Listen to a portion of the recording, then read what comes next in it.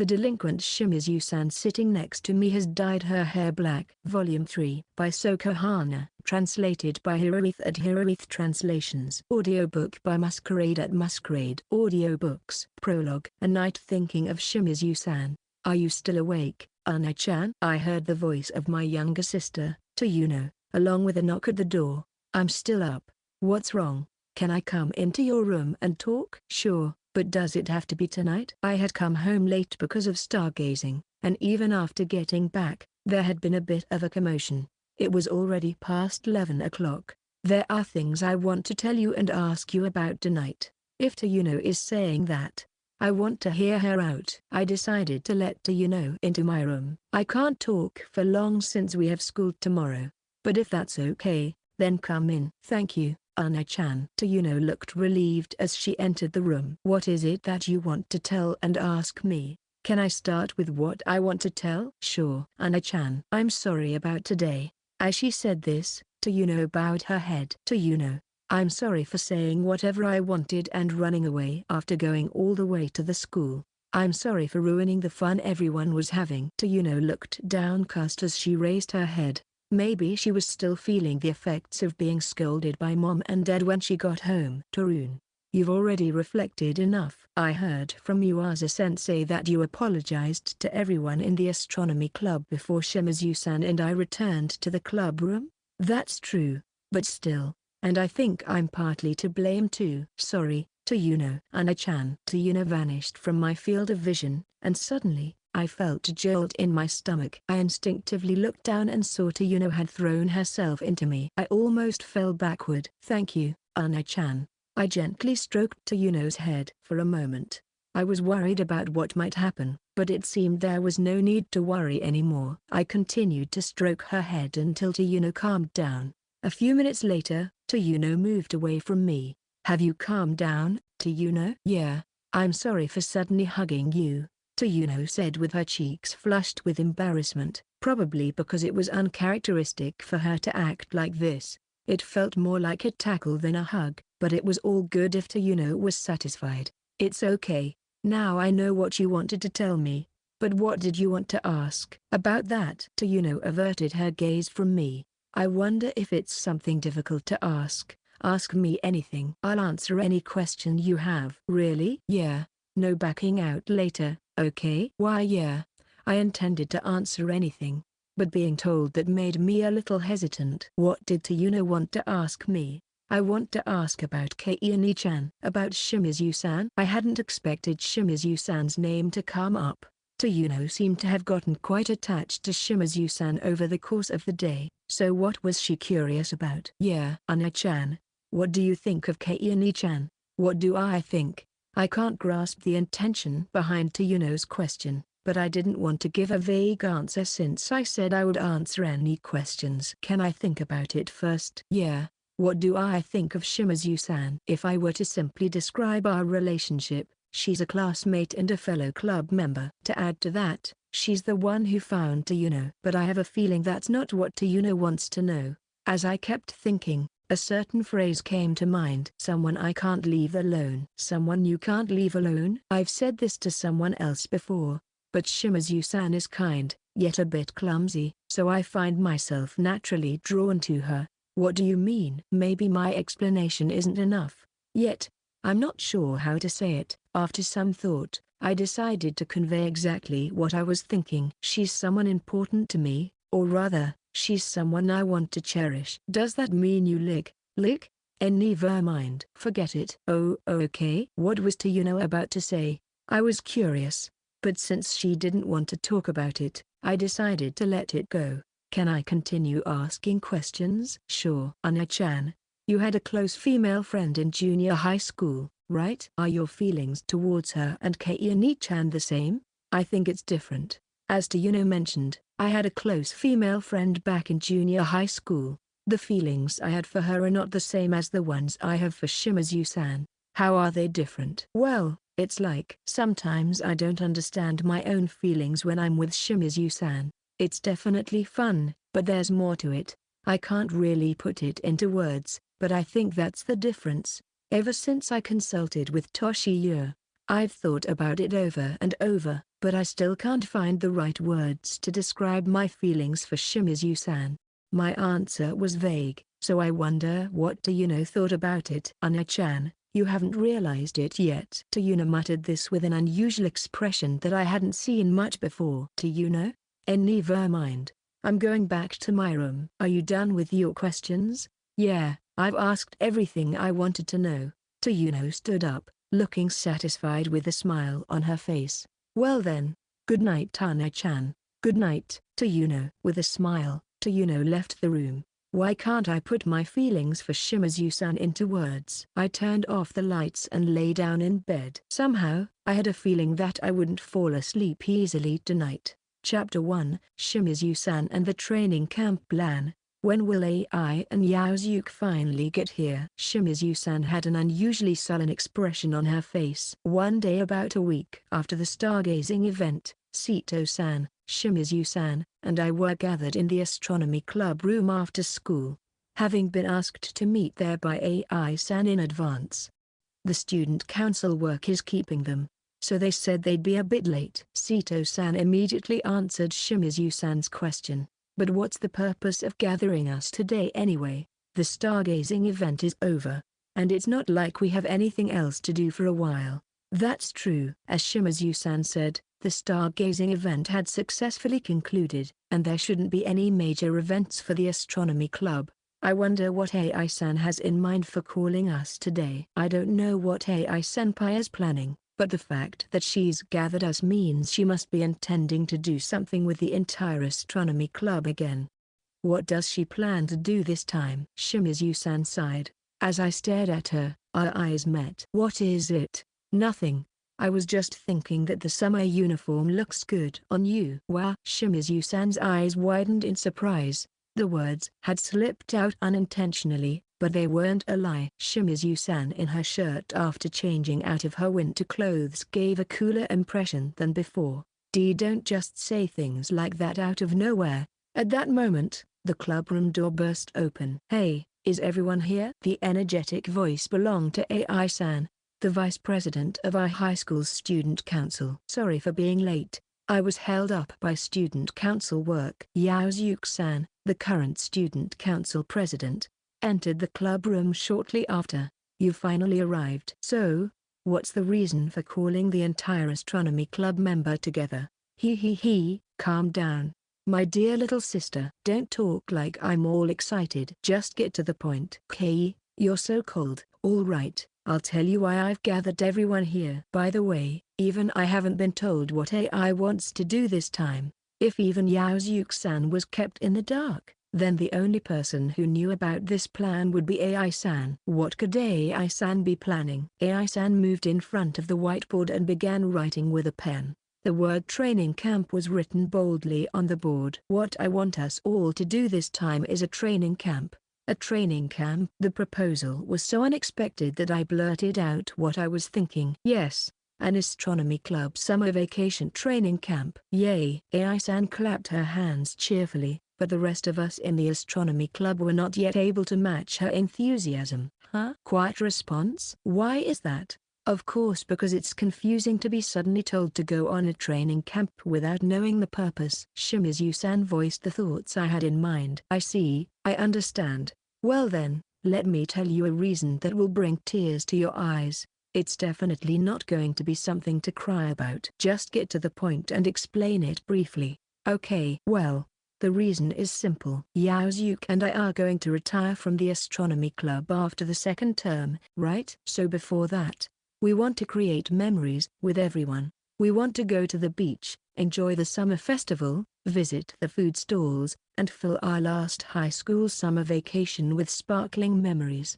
After AI-san finished speaking, silence once again fell upon the clubroom. Everyone seemed to be pondering over AI-san's words. That actually doesn't sound bad. Yaozuke-san was the first to speak after hearing the reason. Yaozuke. AI-san's face brightened instantly. There might be problems, but it does sound fun. Besides, you never listen to anyone else once you start on something. I knew you'd understand me, Yaozuke-san. Don't come closer with your arms spread out like that. Hey, AI. What is it, my sister? AI-san stopped moving towards Yaozuke-san and turned to face Shimizu-san. How do you plan to cover the travel expenses? Travel expenses? Don't react like you've never heard that word before. If it's a camp for fun, we can't exactly ask our parents for money. How do you plan to come up with the funds for the trip? Indeed, if the purpose is for leisure, it might be difficult to receive travel expenses from parents. That's something I've been wondering about too. What's your plan? Well, that is, don't tell me you hadn't thought that far ahead. Shimizu-san looked at her suspiciously. Maybe we could get it covered by the school as a club activity expense. That's unlikely. Why? If the main purpose of the camp was astronomical observation or something, then maybe. But if it's just to enjoy the beach and summer festivals, it's unlikely the school will allocate a budget for that. Besides, the astronomy club hasn't been established for long, so even if it were a legitimate training camp, it's hard to say whether we'd get funding. AI-san looked visibly frustrated. Being a member of the student council, she probably knew about it but still didn't want to accept it. Then Yaozuke and I will work hard and earn the money ourselves. Don't drag me into this as if it was natural. It's simply not realistic for the two of us to earn enough money for 5 people's travel expenses by summer vacation. On top of that, AI, both you and Yaozuke have student council duties and entrance exam studies, so there's no way you can work enough hours for that. Perhaps overwhelmed by the mental blow, AI-san collapsed in slow motion. Are you okay? AI-senpai, are you alright? AI-san slowly stood up as she heard Sito-san and my voice. Thank you for your concern, Deki-kun, Mayo-chan. And as for Kei, don't you have any kindness for your Ani-chan? No way. Immediate response? I'm not saying anything wrong. It's a fact that both you and Yaozuke are short on time. Sound arguments can sometimes become weapons that hurt people.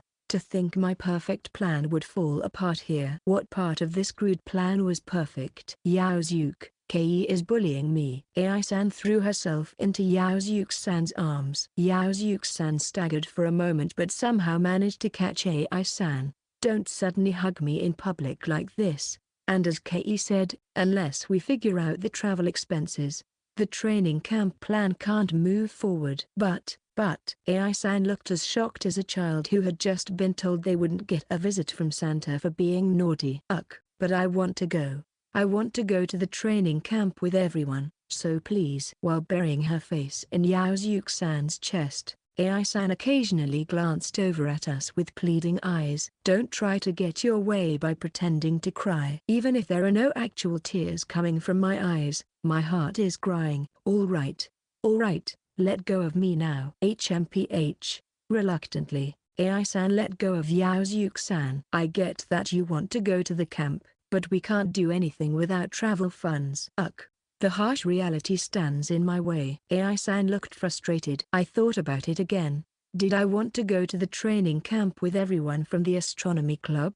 The answer was clear.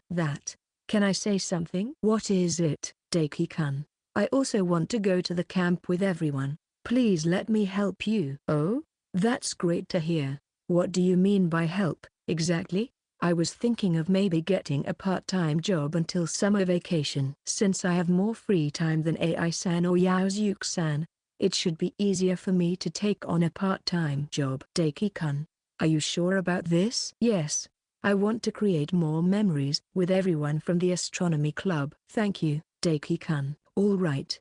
This should solve the problem with the travel expenses. Not yet. What is it, Kei-san? Could it be jealousy? Wrong. Say it again and I'll knock you out. Shimizu-san clenched her fist. AI-san moved slightly away from Shimizu-san. Then what do you think the problem is? The thing is, Hondo can't work part-time that much either. True, since Hondo-kun is a student, I don't think he can just focus on part-time jobs. That's not what I'm talking about. Hondo is the one who prepares dinner on weekdays, so he shouldn't be able to work long hours during the week. Now that you mention it, he did say something like that before. It's true that I prepare dinner on weekdays because my parents are busy with work. However, I didn't expect Shimizu-san to remember that. Plus, will feel lonely if Hondo's return home is always late because of work. Ah, that was a blind spot. Why hadn't I realized it? It's one thing for dinner to be late, but I want to avoid making feel anxious. That's why Hondo can't take that much time for part-time work. Right, Hondo? That's true. Daiki-kun. Ai-san. I'm sorry. I said I would help, but no, there's no need for you to apologize, Daiki-kun. I'm happy that you wanted to help. By the way, Kei, you really understand Daiki-kun well, huh? Ai-san looked at Shimizu-san and smirked. Anyone would understand if they listened to Hondo. Really? At least I didn't notice. What do you think about it, Daiki-kun? Yes?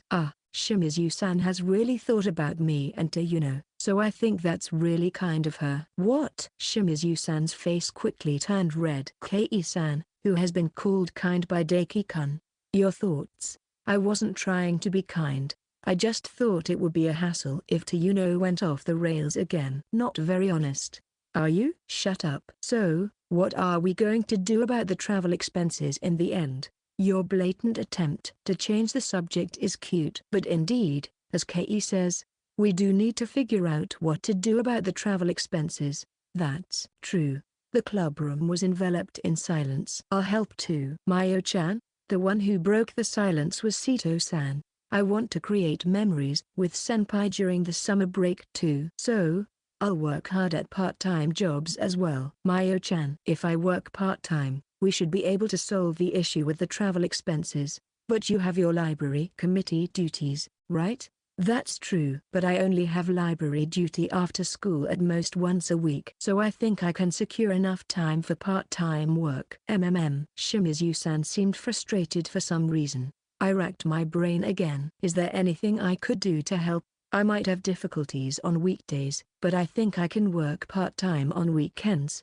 That would help. But are you sure it's okay, Daiki-kun? Yes, my parents will be home on weekends. I'll make sure not to take on too many shifts so won't feel lonely. If the four of us work part-time until the summer vacation, we should definitely be able to save up enough for the trip. Thanks to my Kuhai-chan, I can see hope now. Naturally, everyone's gaze fell on Shimizu-san.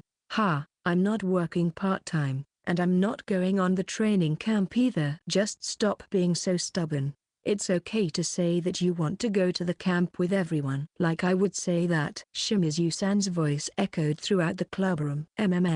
I guess it's time for my secret weapon. For some reason, Ai-san approached me. Daiki-kun, could you lend me your ear? Oh, okay. I did as told and leaned my ear towards Ai-san. Go over to Kei's side and tell her, Shimizu-san, let's go to the training camp together, please. All right. I wondered why I needed to move next to Shimizu-san, but I stood up and followed the instructions. Ai-san followed right behind me for some reason. Now, it seems Daiki-kun has something he wants to say to Kei. Go ahead. With that voice, I felt a push on my back. It seems Ai-san had pushed me. Reflexively, I stretched out my hands to grab something to prevent myself from falling.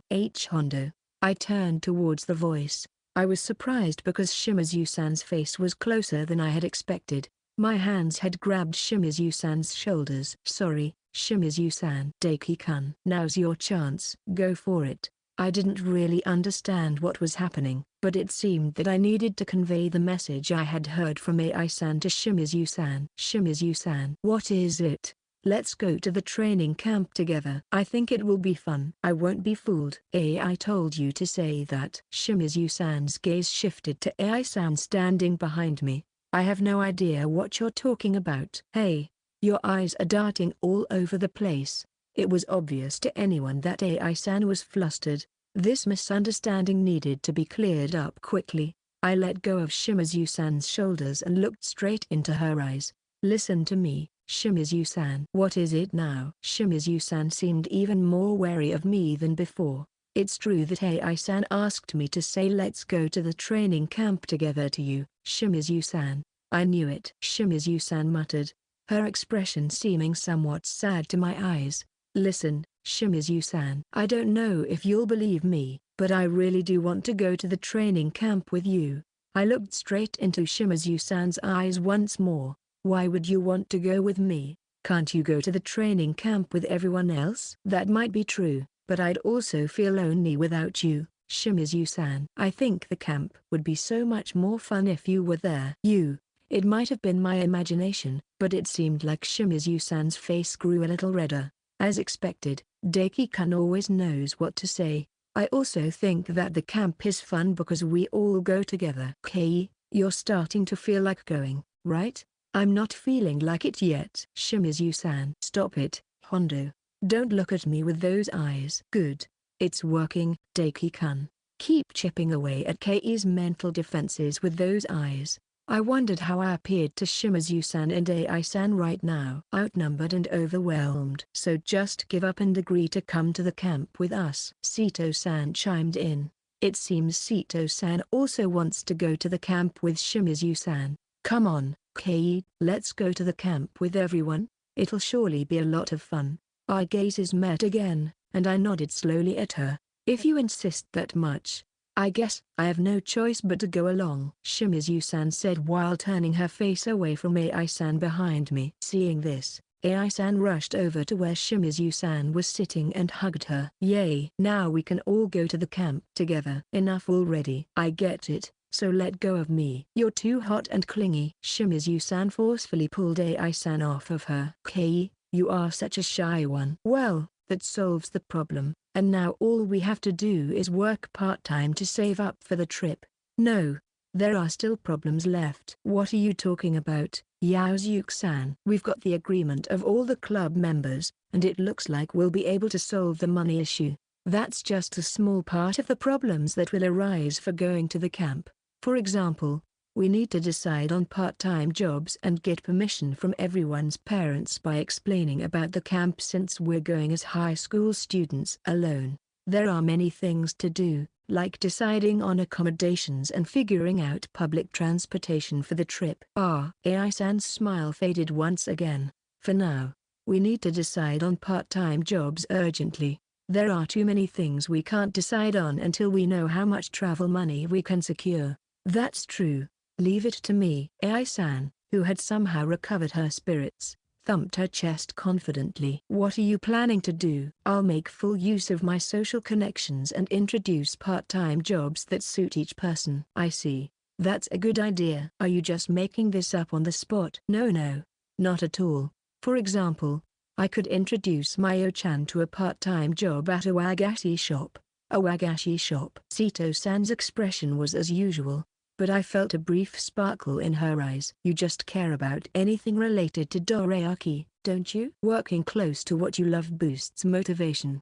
It's only natural. Just make sure you don't start snacking on the merchandise. For Yaozuke, how about a part-time job at a bookstore? It feels like you're suddenly making random suggestions compared to Sito. Well, I am interested though.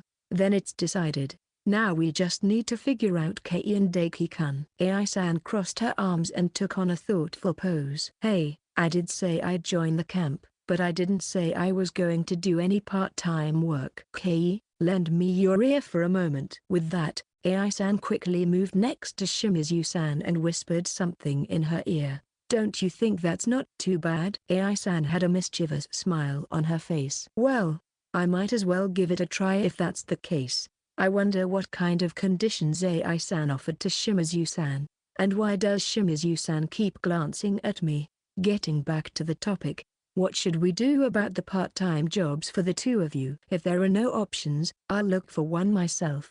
It's not that there aren't any options. It's just a bit difficult because of certain conditions. What did you just come up with? Shimizu-san looked as if she had tasted something bitter. Kei, Daki-kun, are you interested in working at a cafe? A cafe? Yes, there's a cafe where my senpai, Koha-san, is working part-time, and it seems they're short-staffed. They might be willing to hire both Kei and Daki-kun together. I see. Wait, you don't like that? It's not like that.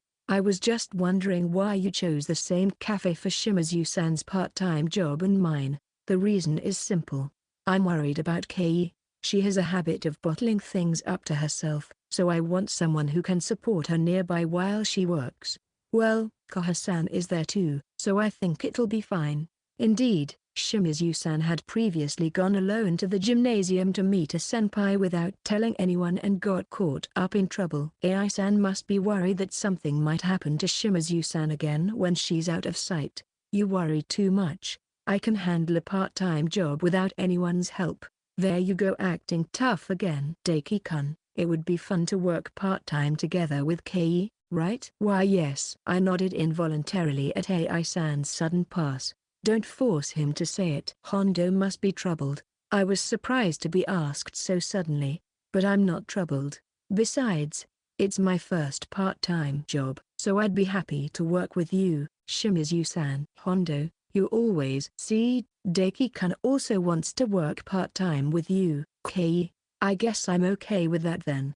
It's settled then. It's not confirmed if we'll be hired yet, but it's good that we've at least decided on a place for everyone's part-time job. All right. Let's all work hard at our part-time jobs for the Astronomy Club training camp. Thus, the Astronomy Club began its activities in preparation for the summer camp section. Hey, Kei, open up, please. On the night that the Astronomy Club's summer camp plans were set in motion, I heard AI's voice along with a knock on the door just as I was thinking about going to sleep. I thought about ignoring it for a moment, but that would just mean postponing the trouble until tomorrow, so I reluctantly decided to open the door. What is it? When I opened the door, there stood AI in her pajamas. Can you talk with me for a bit? I was about to go to sleep. Just for a little while. 10 minutes. No, 15 minutes, and we'll be done. Don't extend it, seriously. Keep it within 10 minutes. Roger. While I suspected it wouldn't end in 10 minutes, I reluctantly let AI into my room. So, what did you want to talk about? Well, you see, get to the point. It's great that you'll be able to work at the same place as Daki-kun.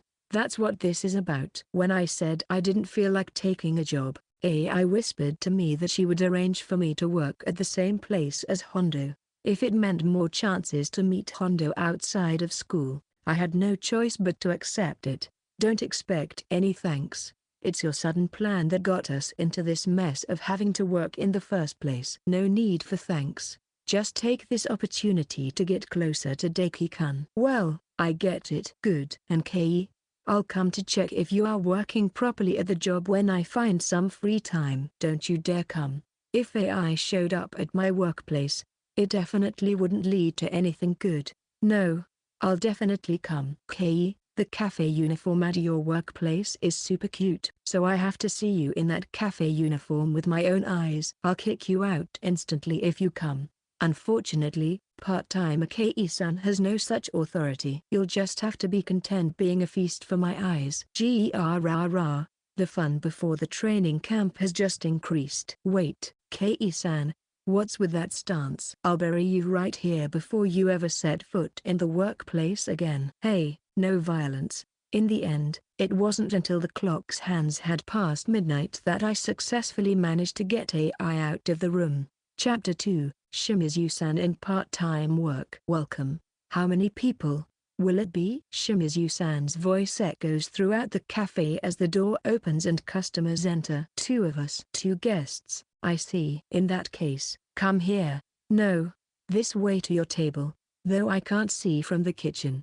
It seems Shimizu-san is guiding the customers to an available table. On a certain Saturday, Shimizu-san and I were working part-time at the privately owned cafe called Ito Cafe. I was anxious about whether I'd be hired during the interview, but both Shimizu-san and I were quickly employed. I later heard that they were short-staffed during the weekend lunch hours, which was perfect for me since I wanted to work mainly on holidays. Hondo, 1 omelette rice and 1 sandwich. Understood. Shimizu-san, clad in the cafe's uniform, comes to the kitchen to relay the order. Perhaps because I usually cook, I was mainly in charge of the kitchen, while Shimizu-san, whose knife-handling skills were deemed dangerous by the manager, was assigned to serve the customer. It has been about 3 weeks since we started the job, so I was gradually getting used to my work. The lunchtime rush on holidays was busy with orders, but it didn't feel too overwhelming since the manager or other staff members would help out. Shimizu-san, the omelette rice and sandwich are ready, please. Got it. Shimizu-san takes the finished dishes and leaves the kitchen. Thank you for waiting. Here are your omelette, rice and sandwich. I can hear Shimizu-san's voice from the kitchen. It seems like Shimizu-san is struggling with the unfamiliar task of serving customers. The need for a different manner of speaking is apparently a challenge for her. When the flow of orders had slowed down around 2 hours later, the manager appeared in the kitchen. Hondo-kun, things have calmed down so you can take a break now. Okay, understood. I'll be counting on you again later then. Leaving the kitchen for the break room, I find Shimizu-san there, clearly showing signs of fatigue. Shimizu-san, are you okay? Yeah. There's no energy in her voice. Whenever I see Shimizu-san in the break room, she always seems a bit down. I think she's trying really hard at serving, but it isn't easy for her. I try to help out when I can, but I'm mostly in the kitchen, so there's not much support I can offer. Kei-chan, you're working hard today too. I turn towards the voice at the entrance of the break room. Koha-san. Standing there is a tall woman with an impressive wolf cut. Sakurai Koha-san. You shouldn't be on shift yet. I was free, so I came a bit early to see the faces of my cute Kuhai-kun. I don't remember becoming your Kuhai. Now, Kei-chan and Daiki-kun are both members of the astronomy club, right? Since I was the president of the astronomy enthusiast club until last year, that makes both of you my adorable Kuhai. Koha-san is our senior by 2 years. She's the senpai that Ai-san mentioned before, who works part-time at Taito Cafe. Koha-san started working here after becoming a university student this spring. Koha-san is mainly in charge of serving the customers, and when we work the same shifts, she always supports Shimizu-san. Perhaps because she's Ai-san's younger sister, she dotes on Shimizu-san quite a bit, which seems to make Shimizu-san a little uncomfortable with the attention. So, what do you need from me and Hondo? Don't look so wary of me. It's a shame for your cute face. I'm not happy to hear that from you. Your guard is strong, huh? AI always seemed happy when I called her cute. That's just because AI is easy to please. Is that so? Well, that aside, it doesn't seem like you're going to listen to me at this rate. I have no reason to listen to you. A reason? Wait a moment then. With that, Koha-san left somewhere. Standing around felt awkward, so I took a seat on a chair across from Shimizu-san. Good work today, Shimizu-san. Yeah, it was busy at lunch today, wasn't it? That's right. The conversation didn't continue. I've been spending more time with Shimizu-san since our first year, and I personally feel that we've become closer. Lately, however, there have been times when I can't talk to Shimizu-san as easily as before when it's just the two of us. I wonder why that is. As the break room was enveloped in silence, Koha-san appeared again. Kei-chan, I've brought something good. What is it, huh? Shimizu-san's eyes changed. Koha-san brought a pancake, but it wasn't just any pancake. It was a special pancake decorated with whipped cream and vanilla ice cream. I got permission from the manager to make it. Kei-chan, you like pancakes, right? I heard it from AI at Taito Cafe. Employees are allowed to make and eat their own meals during breaks with the manager's permission. You're trying to lure me with food. That's right. Can you resist the temptation of this delicious-looking pancake? Koha-san smiled playfully as she brought the pancake closer to Shimizu-san. Come on, hurry up before the ice cream melts. Shimizu-san's gaze was fixed on the pancake. I'll give you this pancake if you promise to answer my question. How about it? It was an effective strategy against Shimizu-san, who loved pancakes. After staring down the pancake for about 10 seconds, Shimizu-san let out a big sigh. The pancake is not to blame. So I guess I have no choice but to go along and listen. Then it's a deal. Koha-san handed the pancake to Shimizu-san. Shimizu-san murmured a small itadakimasu before cutting a small piece of pancake with a fork and bringing it to her mouth. At that moment, Shimizu-san's eyes seemed to sparkle. I'm glad you like it. I'll ask my question after you finish eating, so take your time. Shimizu-san then continued to eat the pancake in silence until it was gone. Now, as promised, I need both of you to answer my question. After clearing away the plate that had held pancakes, Koha-san returned to her seat and immediately began speaking. Somehow, I had also become part of this. What do you want to ask us? What I want to know about is AI and Yaozu-kun. How have things been between the two of them lately? You haven't heard about that from AI herself? Of course, I've heard from AI as well, but the impression one gets from the person themselves and from those around them can be quite different. You know. Shimizu-san let out a heavy sigh before responding. It hasn't changed. AI goes on a rampage, and Yaozuke always ends up going along with it. That's certainly no different from when I was part of the club. Koha-san moved her hand to cover her mouth and let out a smile. Was there even a point in asking? For me, there was.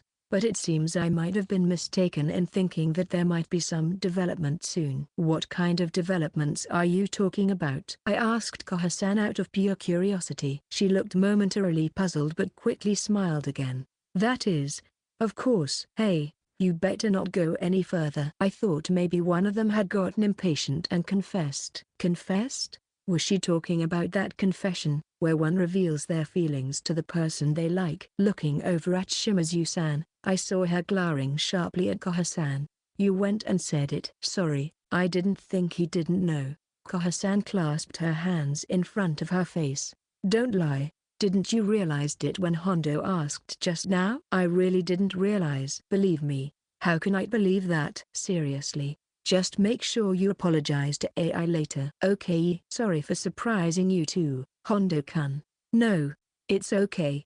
I knew that AI-san and Yaozuke-san liked each other, but whether it was as childhood friends or as members of the opposite sex, I couldn't tell. From Shimizu-san's reaction just now, it seemed she was aware. This guy is so dense he can't notice other people's feelings of love. It seems that way. Huh.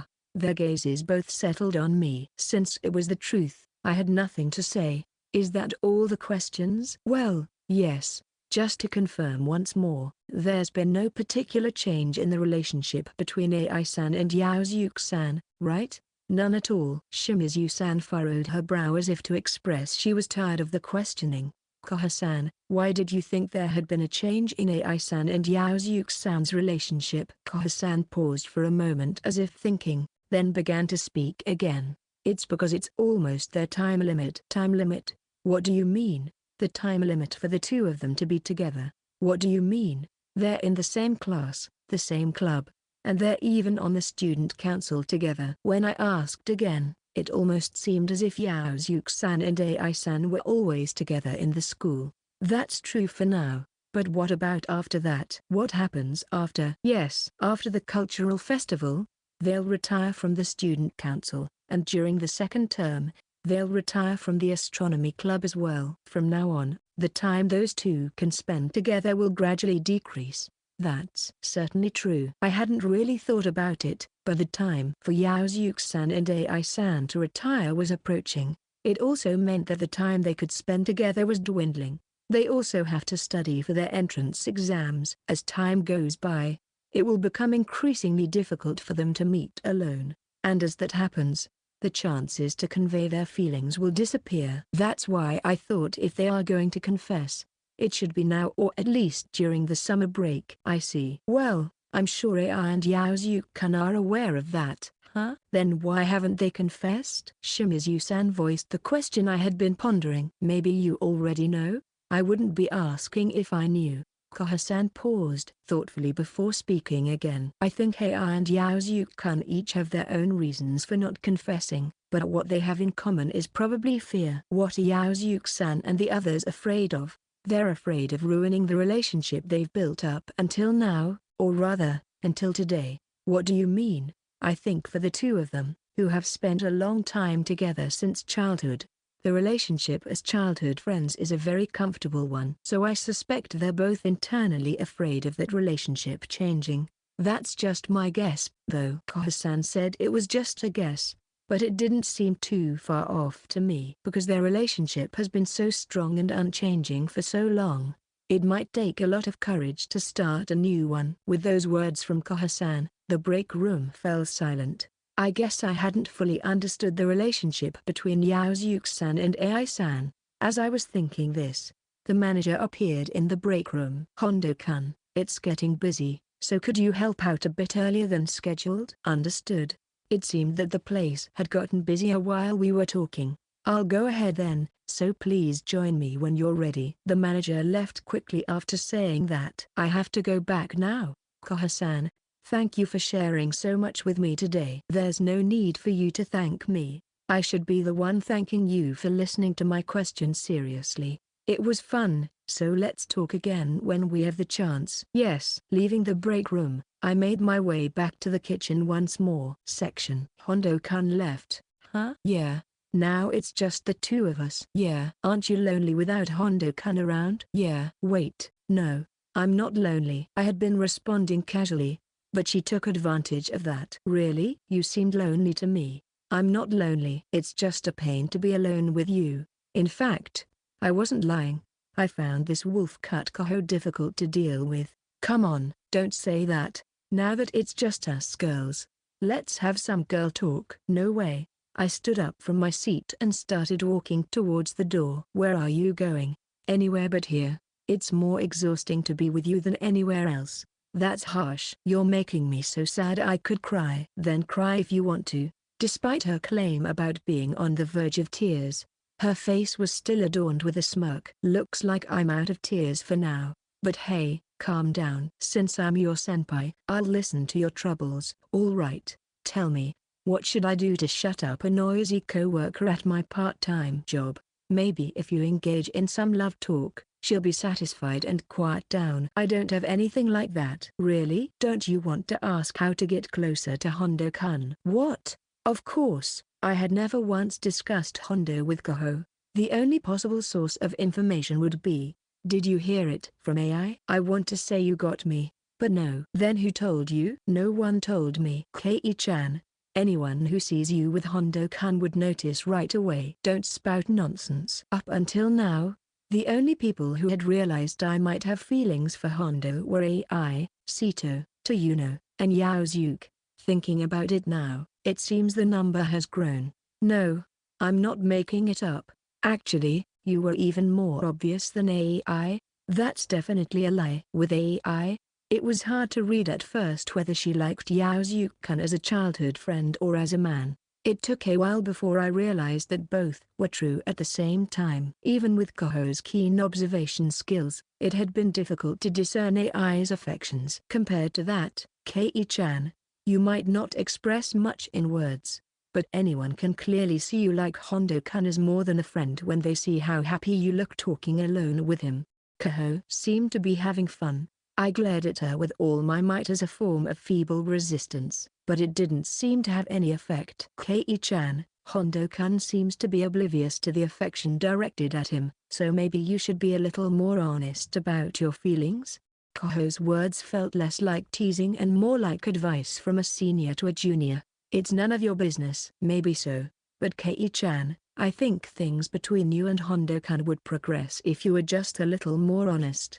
You don't know, but he's kind to everyone. It's just that he also randomly shares that kindness with me. He doesn't really think anything special of me. There was a time when Hondo told me I was important to him. I was over the moon then, but now I wonder if I'm not the only one who's important to him. Maybe he says the same thing to other classmates. Maybe I'm overthinking, but I can't quite shake this thought. I felt something touch my cheek as I was lost in these thoughts. What are you doing? Upon checking, it seemed that Kaho had poked my cheek. You seem to have cheered up. A sulking Kei-chan is cute, but I prefer the energetic Kei-chan. Shut up.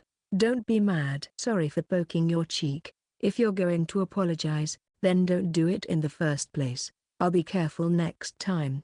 Anyway, I think you should have a little more confidence, Kei-chan. Confidence in what? Confidence that Hondo-kun likes you.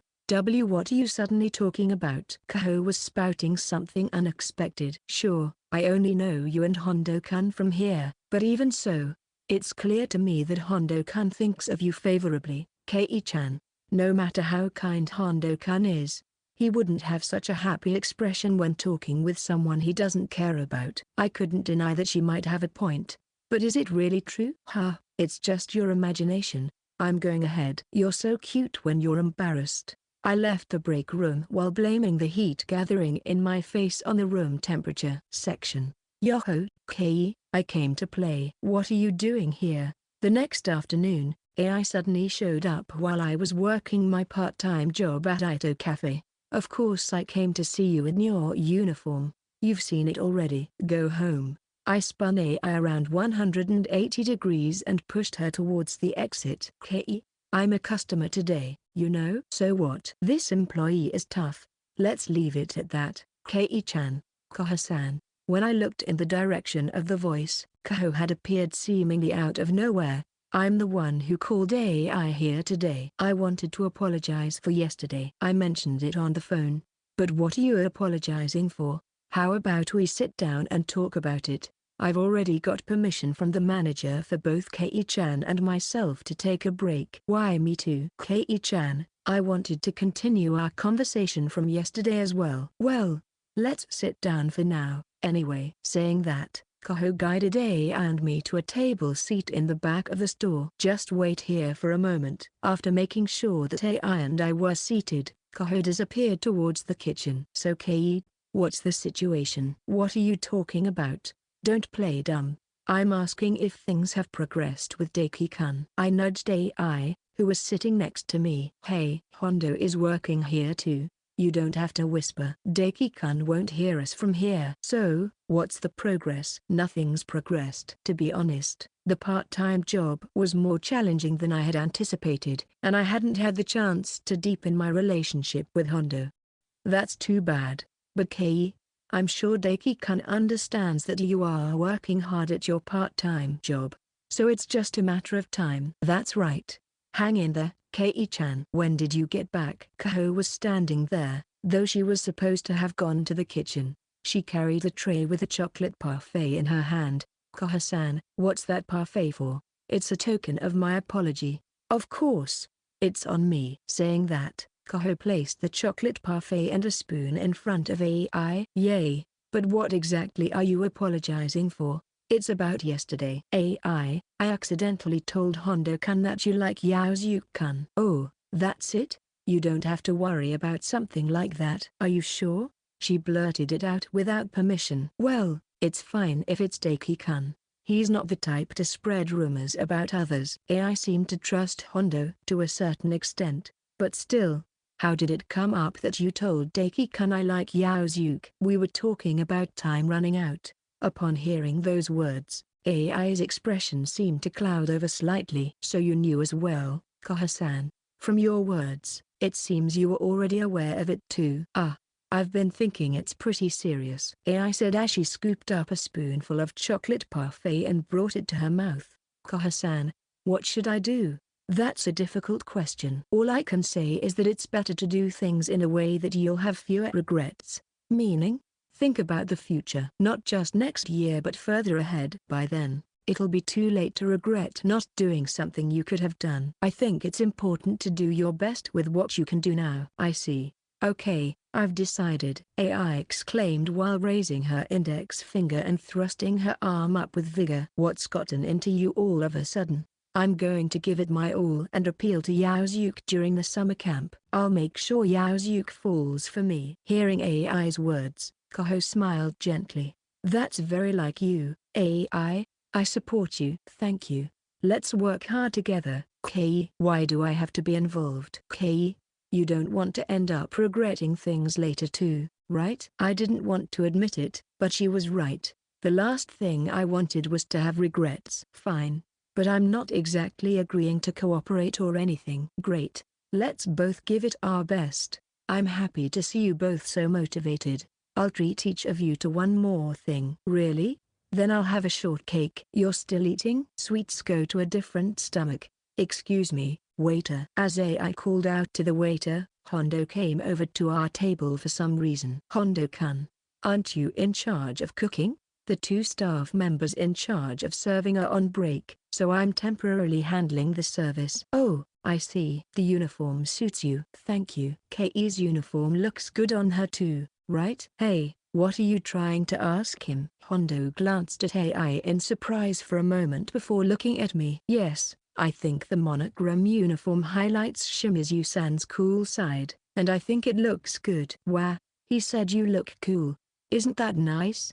I could feel my face flush with heat. Hondo always had a way of stirring my heart. So, what would you like to order? 1 shortcake and 1 pancake. Don't decide on my order. But isn't that right? I had pancakes yesterday, so I'll just have orange juice. My guess was wrong? Then, please, a shortcake and orange juice please. Understood. With that, Hondo once again returned to the kitchen. AI and Kei-chan, the training camp will be a big moment for both of you. I'm looking forward to hearing some good stories later. Leave it to me. Why do I have to tell you? Well, whatever. Just wait. I shifted my gaze to Hondo. It was then that I renewed my determination for the upcoming training camp. Chapter 3, Shimizu-san and a not-so-coincidental encounter. Daiki, how did the exams go? After the final exams had finally concluded, Toshio approached me on a day when I had no part-time job and was thinking of heading to the clubroom. I think they are not too bad. How about you, Toshio? At least I didn't fail anything.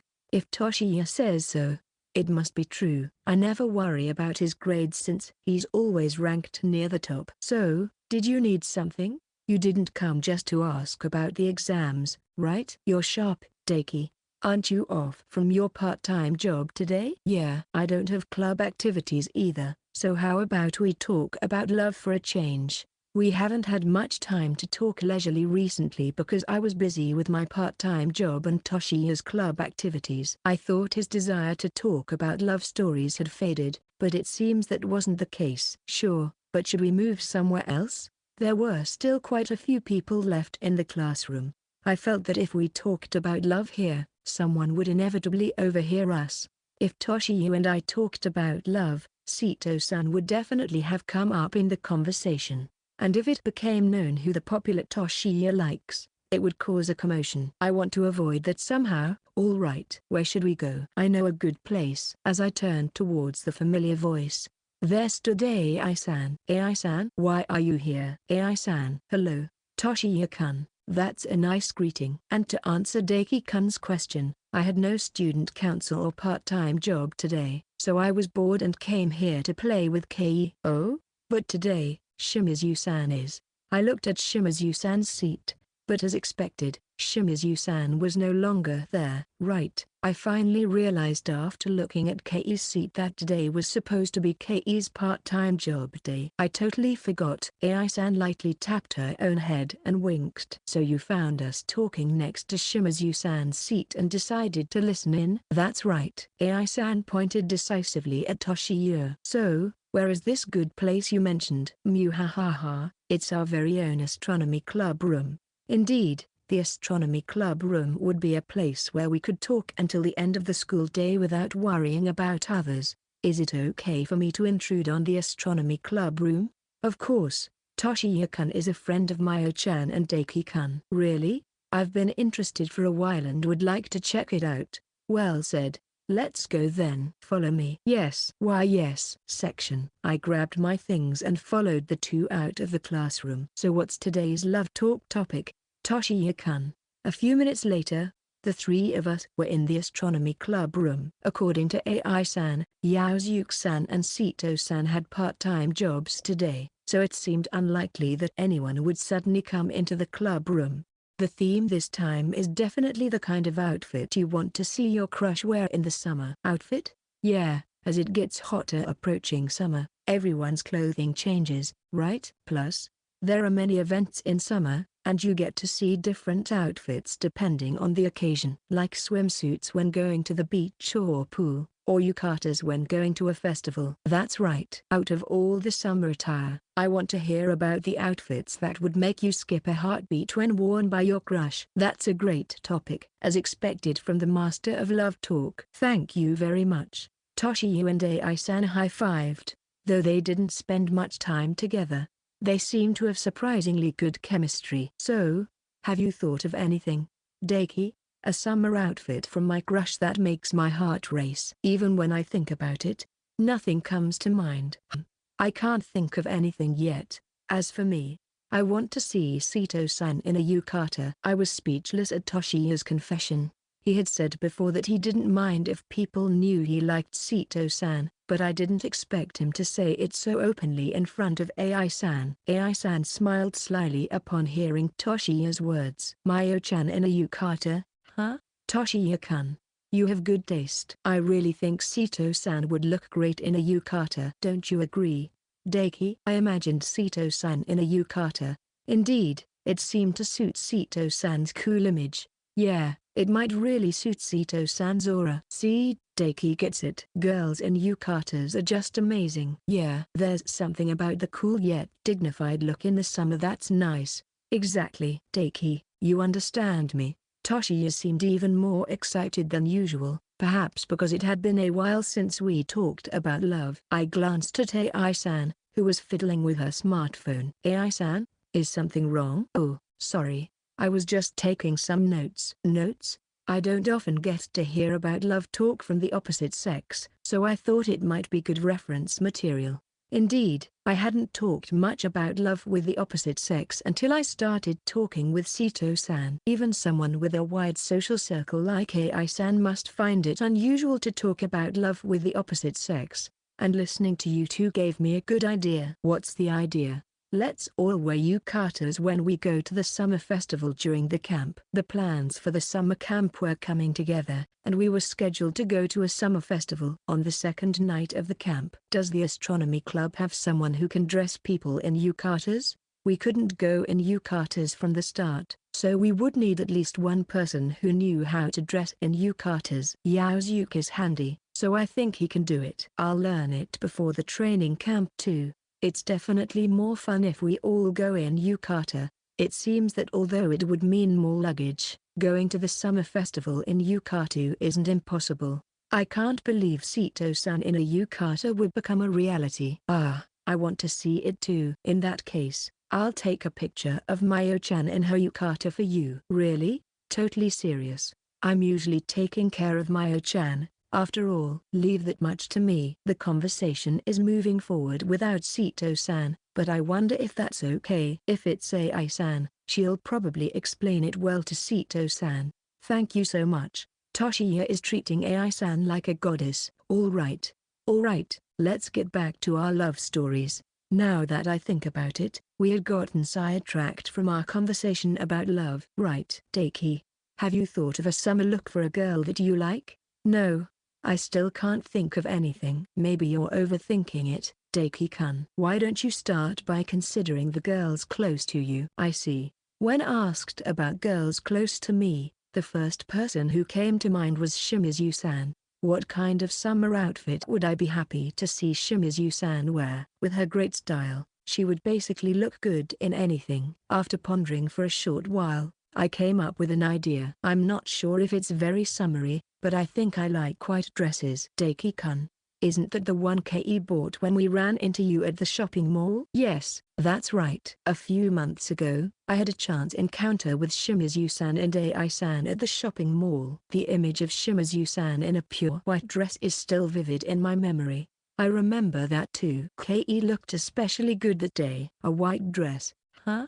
That does sound like something Daiki would like. Toshiya seemed convinced, probably because I had mentioned before that I like girls with a pure look. Ke hasn't worn that dress since then. I'd like to see her in a dress again. Daiki-kun, you want to see it too, right? I imagined Shimizu-san in a dress. She would look so lovely. And Daiki-kun, I was startled by AI-san's voice. It seems that I've been spacing out. Yes, Shimizu-san looked very good in it, so I would like to see her in that white dress again. Right? A dress, huh? I wonder if Sito-san wears them too. Mayo-chan was wearing one the last summer when we hung out. Really? Sito-san must look cute in a dress too. The coolness of Mayo-chan was certainly highlighted by the dress. Our conversation about love continued until it was time to go home. Section. Chan. I woke up to someone's voice.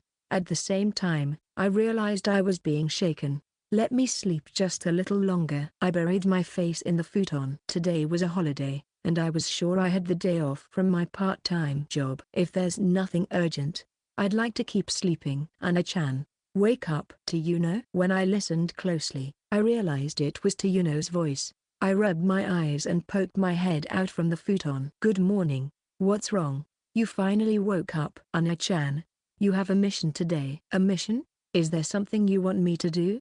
I felt like we had a similar conversation before. Yes. I want you to come with me to the shopping mall. You want to go to Yuno?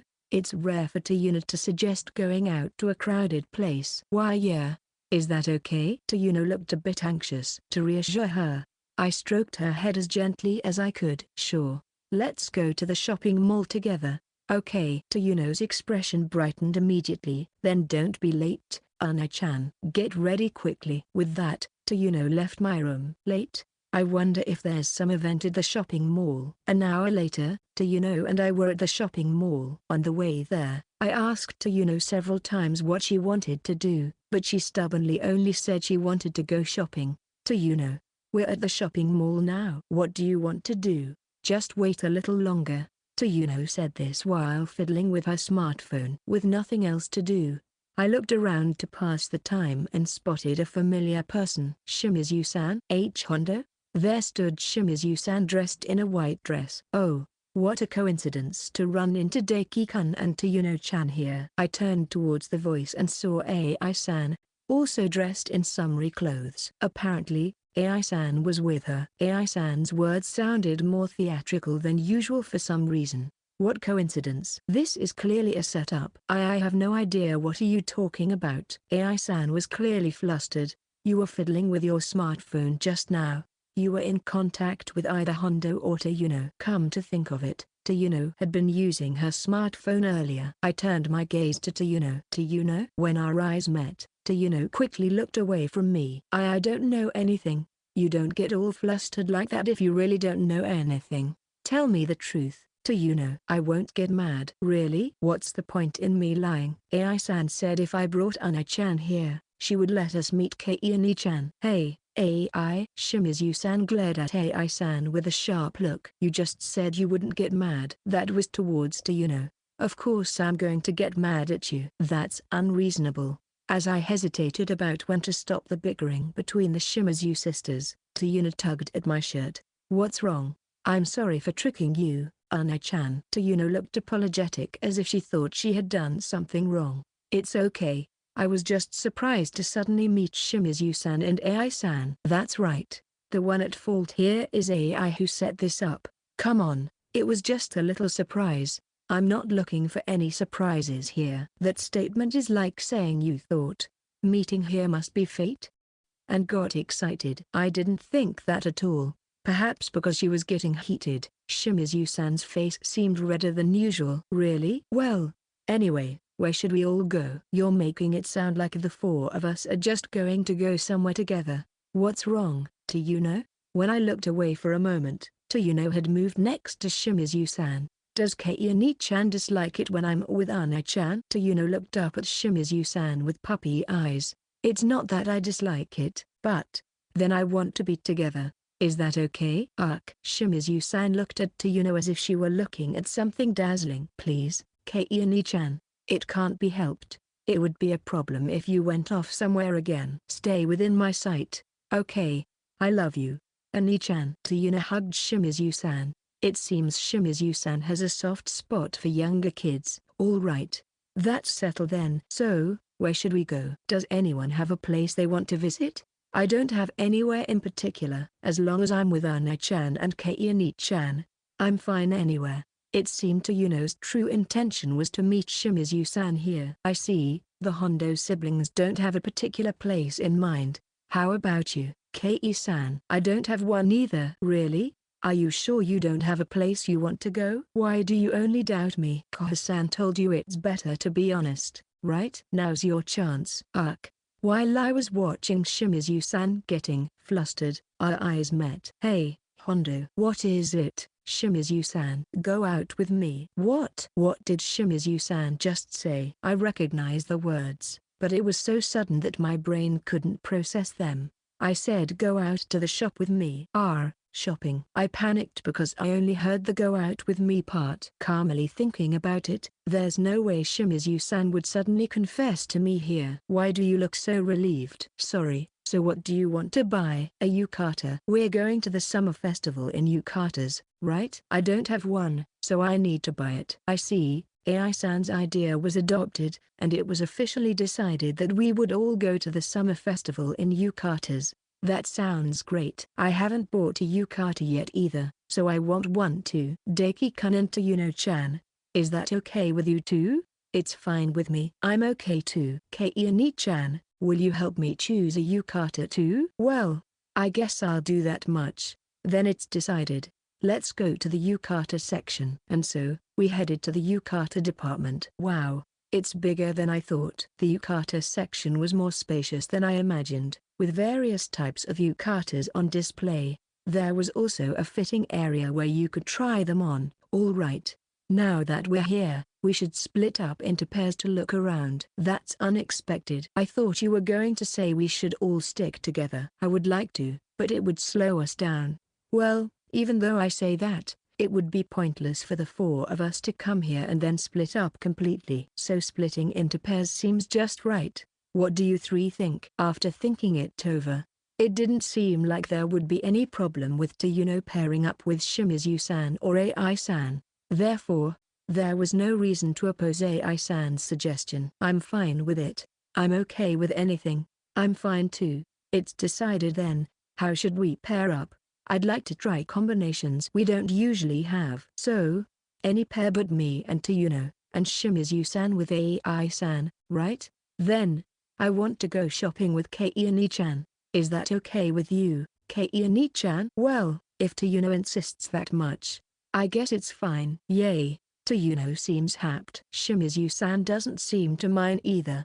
Then, how about me and Deki-kun and Kei with Tayuno-chan pair up? After some time, we can switch partners. Section. Should we choose my yukata first? Yes, I haven't decided at all what kind of yukata to buy. Really? If Deki-kun says so, then I'll go ahead and choose first. AI-san and I move to the corner where the women's yukatas are displayed. The yukata area is quite spacious. Shimizu-san and Tayuno, who should be in the same area, are nowhere to be seen nearby. So, Deki-kun, which yukata do you think suits me? Yes? When I turn towards AI-san, she has her arms folded for some reason. I mean Deki-kun, in your opinion, which yukata do you think suits me better? I look over the yukatas on display. There's a wide variety of colors and patterns just in the vicinity. As I'm considering which one would suit AI-san, I feel her gaze. AI-san? What's wrong? Maybe it's just my imagination, but were you staring at me just now? Yes,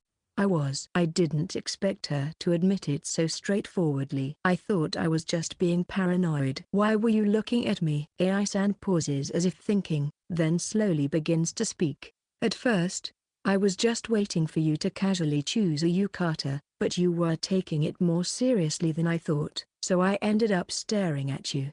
I see? Did you get that? Anyway, Deki-kun, have you found a good yukata? Not yet. Is that so? Then, let's talk about something else while we look together. Okay, I return my gaze to the yukatas. What color yukata would suit AI-san? As I'm thinking, a question comes to mind. By the way, didn't you invite Yaozuke-san today? I didn't invite him. But why do you ask? You knew Shimizu-san wanted a yukata, right? AI-san, I seem to recall hearing that you usually bring Yaozuke-san when choosing clothes. Or did I get it wrong? To be precise, I think she said a childhood friend, but the only male childhood friend I remember AI-san mentioning is Yaozuke-san. You have a good memory. That's true. I usually call Yaozuke, but this time it's different. Different how? It's a surprise. A surprise? Yes. If we choose a yukata together, Yaozuke might not be excited to see me in it at the summer festival. So, I deliberately didn't invite Yaozuke this time. I understand the reasoning, but something else caught my attention. I understand why you didn't invite Yaozuke-san, but was it okay to say all that? Did I say something wrong?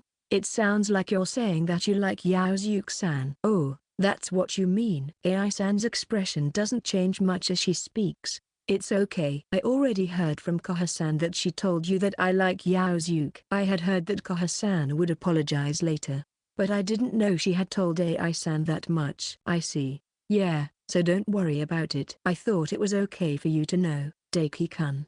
I wonder if she trusts me that I won't tell anyone. Well, I had no intention of telling anyone in the first place. Now that you know a girl's secret love, you'll have to help me. If there's anything I can do, I'll do my best. Then let's start with the yukata. We need to find the one that will capture Yaozuke's heart. Okay. Section. How about this one? The curtain of the fitting space opens, and there stands Ai-san in a kimono. The bright-colored yukata seems to suit you well, Ai-san. I see. 20 minutes after we started choosing Ai-san's yukata, we still hadn't decided on a candidate to purchase. Daki-kun, aren't you a little too good at giving compliments? I don't think so. No. Finding something nice to say about any yukata right away is quite difficult. You've got a real talent there. It's the first time I've been praised like that. I think Ai-san is the one who's good at giving compliments though. Ai-san, haven't you found any yukatas you liked so far? There are a few. Then, why not choose your favorite yukata from those? But my favorite yukata might not necessarily be Yaozuke's taste. It seems Ai-san's goal is to find a yukata that Yaozuke-san will like. That's true, but can I give you my opinion? Sure. Come on. To be honest, I don't know what kind of yukata Yaozuke-san prefers. Well, it's true that you and Yaozuke don't really talk about that kind of stuff. Certainly, I do talk to Yaozuke-san, but we rarely discuss preferences about the opposite sex. Yeah. But I've thought of one thing that would surely make Yaozuke-san happy. Oh? What might that be? It's seeing you genuinely having fun, Ai-san. Huh? What do you mean? It seems Ai-san doesn't quite get it. Yaozuke-san has a kind look when he sees you enjoying yourself. Ai-san, I think Yaozuke-san likes watching you be yourself and have fun. Daki-kun, you're quite observant of others. Ai-san's voice is soft. Looking closely, her face was slightly redder than usual. That's why Ai-san, I was thinking, if you wear your own favorite yukata and genuinely enjoy the summer festival, naturally Yaozuke-san will be captivated by you. I see. If I wear my favorite yukata and enjoy the festival, Yaozuke will be head over heels for me. I don't know about head over heels, but I'm sure Yaozuke-san won't be able to take his eyes off you, Ai-san. All right. Then we've got a direction. Now we just need to choose from the candidates. Then we don't need this anymore. Huh? I turn toward the source of the voice and see Shimizu-san and Tayuno standing there. Hey, Tayuno-chan. Have you finished choosing your yukatas? We've picked out Tayuno's. It's been quite some time, so let's switch pairs. Ai-san checks the time. True, more time has passed than I thought. So the next pair will be, by process of elimination, it's me with Hondo and you with Tayuno. It's fine if it's me with Kei and Daki-kun with Tayuno-chan, you know? That would be the usual, so the one I suggested is better. I see, that makes sense. Hey, what are you grinning about? It's nothing. I was just thinking that Koha-san's suggestion is being put to good use. Daki-kun, is that bearing okay with you? I look towards Tayuno. Tayuno nods slightly. It seems Ai-san has become friends with Tayuno without me knowing, so there's no need to worry. It's fine with me. I'm okay with it too. Okay, then it's Tayuno-chan with me and Kei with Daki-kun for shopping this time. A few minutes after switching partners, Shimizu-san and I move to the space displaying men's yukatas. Are you sure you want me to choose first? Shimizu-san, you haven't picked out a yukata yet. It's fine. I get distracted when AI is nearby. I'll decide after AI has chosen hers, if you say so. I turn my gaze to Shimizu-san. This is the second time I've seen Shimizu-san in a pure white dress. Yet, I still haven't grown accustomed to her appearance. What's with that look? Why are you staring at me? No, just thinking it's been a while since I saw you in a dress, Shimizu-san. AI forced me to wear it. I wouldn't come to such a crowded place in a dress otherwise. Shimizu-san's face is red, whether from anger or embarrassment. I see. So that's how it is. Yeah, I can only imagine what people from school would think if they saw me like this. It's true that it's quite different from the usual Shimizu-san, so it might surprise everyone. Just honestly say it doesn't suit me if that's what you think. Shimizu-san glares at me with a sulky expression. Perhaps my words weren't enough. That's not it. I think I've said this before, but that white dress really suits you, Shimizu-san. You look really pretty in a dress. I'm glad to see you in a dress again, Shimizu-san. That's all. Enough. Let's quickly choose your yukata. Shimizu-san's ears were still tinged with red as she spoke. What kind of yukata would Shimizu-san like? After choosing my yukata, Shimizu-san and I moved to the women's yukata section. It doesn't matter what kind. It's a waste to buy just anything. Then help me choose. Shimizu-san's voice sounded somewhat anxious. Okay, I understand. No backing out later. Of course. Then I'll bring some yukatas. Tell me what you think. A few minutes later, Shimizu-san returned with several yukatas in her shopping basket. Just so you know, I'll get angry if you say something careless. I won't do that. Good. Then let's go to the fitting area. Okay. I followed Shimizu-san to the fitting area.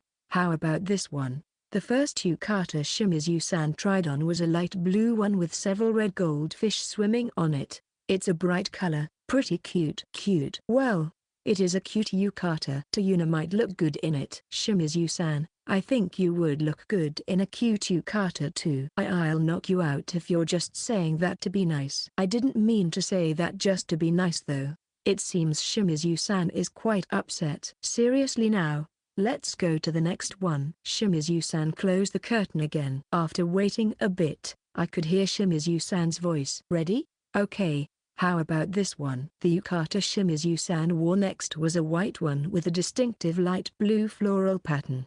It has a neat vibe to it and looks beautiful. I wonder why. I feel like I can't articulate my words as well as when I was giving my opinion to AI-san earlier. It's beautiful. But this one is also white, so the impact is, what's wrong? Just talking to myself. Next is Shimizu-san found a navy blue yukata with morning glory patterns among the yukatas she had placed in the basket. I want you to wear this one. Wait, what did I just say out loud? Why you? What's gotten into you all of a sudden? I think this yukata would perfectly suit you, Shimizu-san. That's why I want you to wear it for the summer festival. I'm taken aback by myself. Something's off with me today. What's going on? Sorry, Shimizu-san. About what I just said, please Forge. Don't take those words back. Yes? Don't take back what you just said. Her words sounded almost pleading. Oh, okay. If you insist that much, I might as well wear this yukata for the summer festival. Really? Shimizu-san, don't you have a yukata you want to wear? I said from the beginning that anything is fine. So this is good enough. With that, Shimizu-san left the fitting area section. All right. It's great that everyone managed to buy a yukata. A few minutes later, Shimizu-san and I joined up with AI-san and Tayuno. Still, what was wrong with me back then? I don't even understand myself. Should we head to our next destination? The next destination? AI-san was checking the time because she had something else she wanted to buy. Where are you planning to go next? We're not just going to the summer festival. We're also going to the beach, right? You can guess what we need to buy. There's only one other item that comes to mind. Next, we're going to buy swimsuits. AI-san, I'm definitely going to shop separately from the three of you, right? What are you being shy for? Of course Daiki-kun will help us choose swimsuits. That's right, Ana-chan. I found myself being escorted by AI-san and Tayuna to the daunting realm known as the swimsuit section. What? So Kei, you haven't tried the yukata you bought in front of Daiki-kun? After returning home, I was questioned by AI who had entered my room as if it were the most natural thing in the world. Got a problem with that? No. But wouldn't you have wanted to wear that yukata and have Daiki-kun tell you how well it suits you? Kei, it'll make a bigger impact if I wear it for the summer festival rather than today. Looking at AI, she was grinning mischievously at me. What is it? No. I just realized that sisters think alike. Let's wear our yukatas at the summer festival and make their hearts race. I see. Now I finally understand why AI didn't invite Yaozuke today. Teach me how to wear a yukata before the summer festival. Kei, you managed to try it on today, so you can dress yourself to some extent, right? Well, I'll help you dress on the day of the festival. I want to get better at dressing myself so I can show off to Hondo. I see. Understood. It looks like my remaining free time before the summer camp will be spent learning how to wear a yukata. Chapter 4, Shimizu-san and the Sea. It's the sea. After several hours of being rocked by the train, the astronomy club arrived at its first destination for the summer camp, the beach. Looking around, I noticed that there were quite a few people at the beach despite it being a weekday, probably because not only high schools but also universities had started their summer vacations. You won't last until the night if you go full throttle from the start. No worries. I went to bed at 8 last night to prevent that. That's too early. Well, what do we do now? First, let's change into our swimsuits. Let's meet back here once we're done. Sounds good. Is everyone okay with that? Yes. Yeah. Sito-san nodded silently as well. All right. It's decided. Boys, come back early to make sure us three cool beauties don't get hit on. There's nothing cool about you. That's not true. I've been told I'm cute when I talk and cool when I'm silent. Whoever said that? Even if we take a million steps back and assume it's true, the fact that you can't stay silent means you'll never be cool. Yeah, AI-senpai doesn't really suit cool. Mayo-chan, you too? AI-san seemed genuinely shocked as she covered her mouth. Our eyes met. Daiki-kun, you think I'm cool, right? You. That hesitation in Hondo's response says it all. No way. Finally, AI-san's gaze turned to Yaozuke-san. Yaozuke, even if it's a lie, please say I'm cool, beautiful, cute, and pretty. That's a lot. Just hurry up, please. All right. AI is cool, beautiful, cute, and pretty. You don't sound sincere. You're the one who said a lie's fine. That's true, but you'll never become a great actor with that attitude. I have no intention or plans to become one, so it's not a problem. HMPH. AI-san puffed up her cheeks, looking dissatisfied. That's it. I'll change into my swimsuit and then make Yaozuke sincerely say I'm cool. You two, let's go. Hey, don't grab my arm. It's a little strong. Despite their resistance, Shimizu-san and Sito-san were helplessly dragged away by AI-san. We should go change too. Yes. Yaozuke-san and I headed to the changing room section. AI and the others aren't back yet. That's right. I wonder how many minutes have passed since we returned to the meeting spot. The female members of the astronomy club still hadn't come back. It seems we didn't need to rush after all. Hey, you two. Turning towards the voice, I saw AI-san and the other two girls walking towards us. It took you longer than I thought. Sorry. We took a while putting on sunscreen. Now, Yaozuke-san, don't you have something to say to me? Something to say? What are you talking about? I'm asking if you have anything to say to the ultra-pretty girl who has changed into a new swimsuit. I see. AI-san was wearing a brightly colored swimsuit with frills and wanted Yaozuke-san to compliment her. It looks good. Yaozuke-san said that and looked away from AI-san. Looking at him closely, Yaozuke-san's face was slightly red. I'm sure it's not just because of the summer heat. HMPH. Yaozuke, is it looks good the only phrase in your vocabulary? AI-san didn't seem to realize that Yaozuke-san was embarrassed. All right, give me some time to think of a better response. Very well. Then, Daiki-kun. Why yes? I was honestly surprised to be suddenly called out.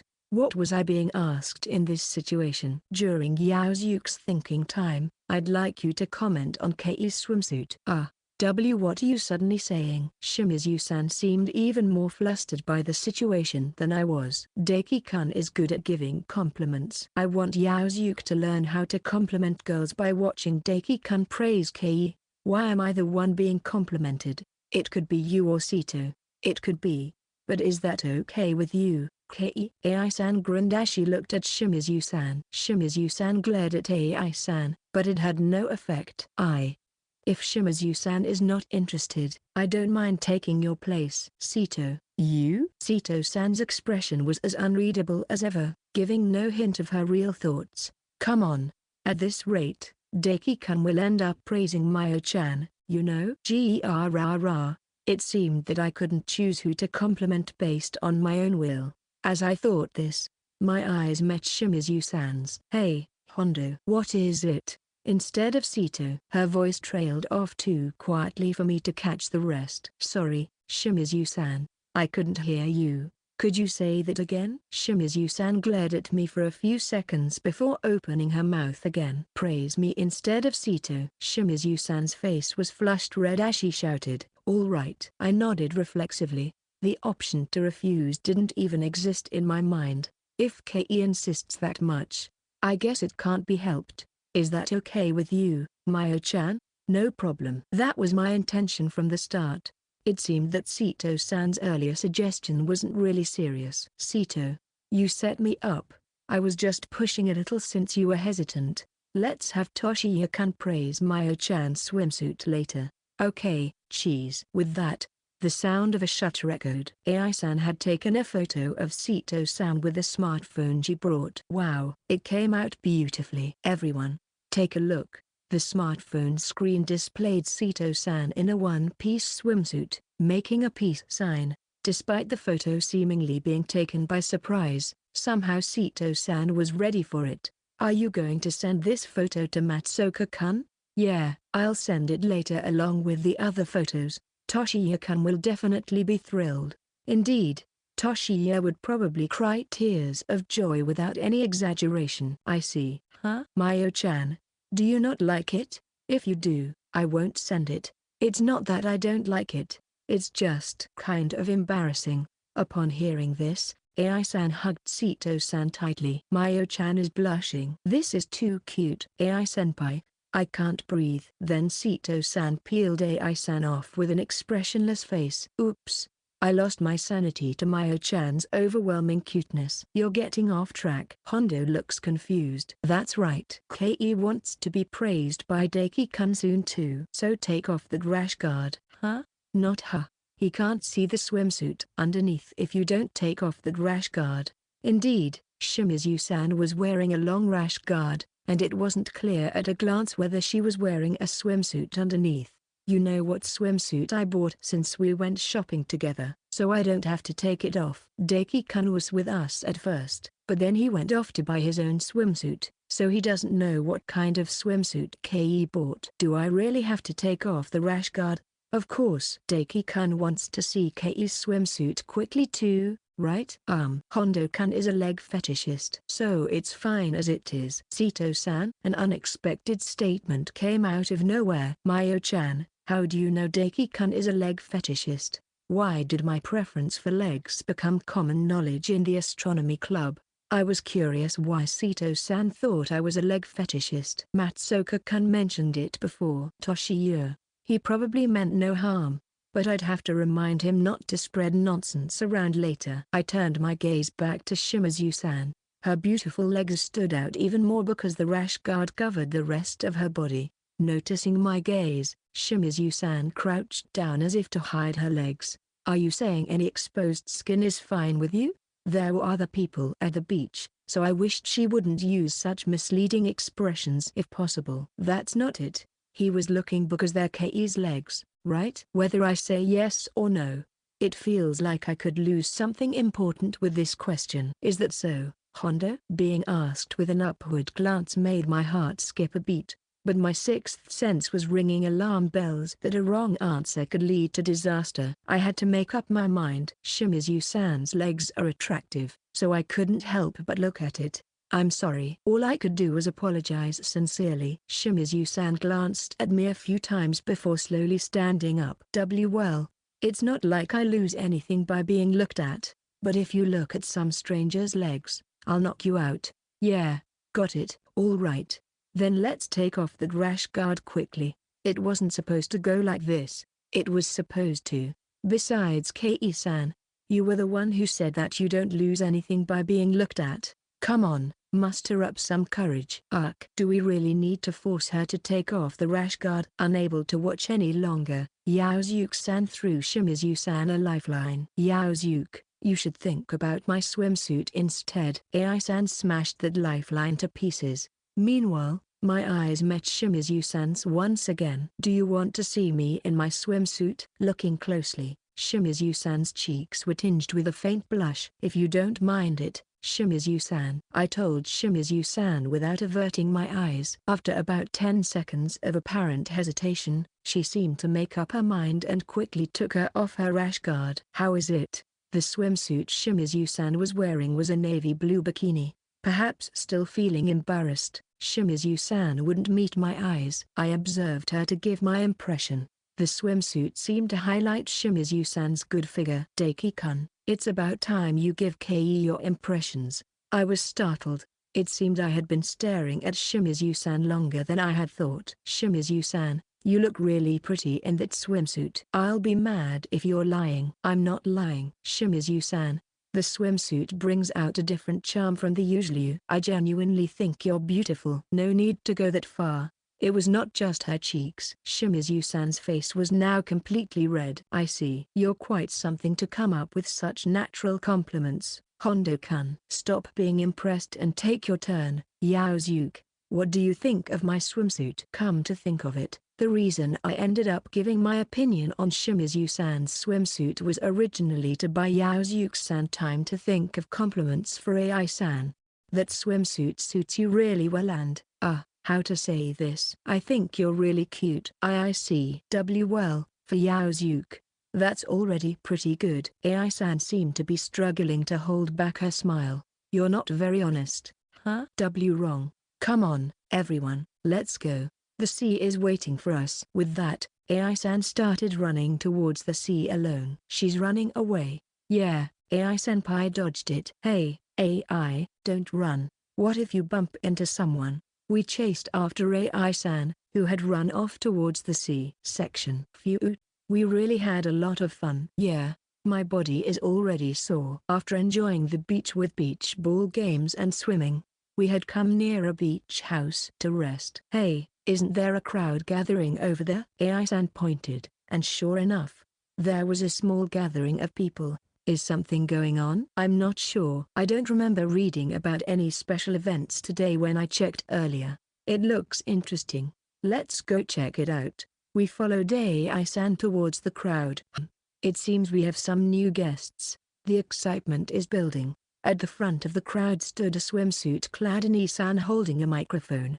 I didn't know her, but perhaps this Ani-san was someone famous. AI, is that person famous? Not that I know of. If AI-san didn't know her, she's probably not that famous. I'm not sure if she heard our conversation, but the Ani-san looked our way and smiled. Since we have new guests, let me explain again. We are currently hosting a best couple contest sponsored by the beach house. It's an impromptu event without prior announcement. What?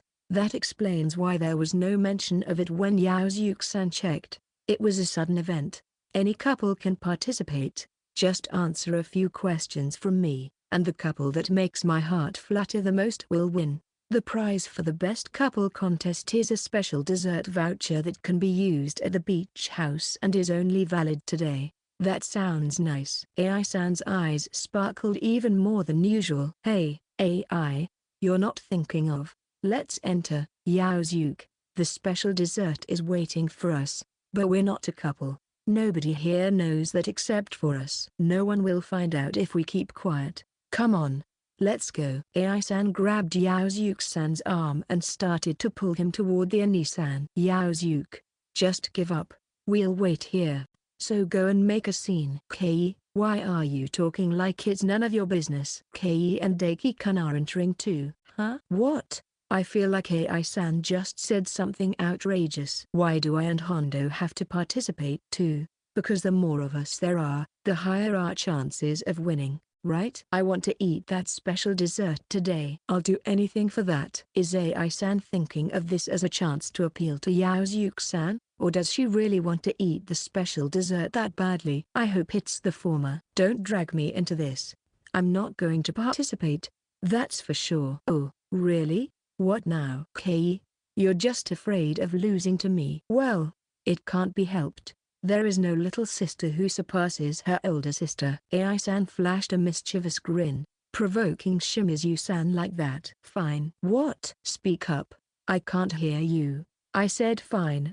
I'll do it. I'll defeat in a flash. Shimizu-san, as expected, it had come to this. There was no stopping Shimizu-san once she was riled up. Thus, Shimizu-san and Yaozuke-san and AI-san, ended up participating as couples in the Best Couple Contest section. Next couple, Please come this way. Here we are. With an energetic reply, Ai-san walked towards the Ani-san with Yaozuke-san in tow.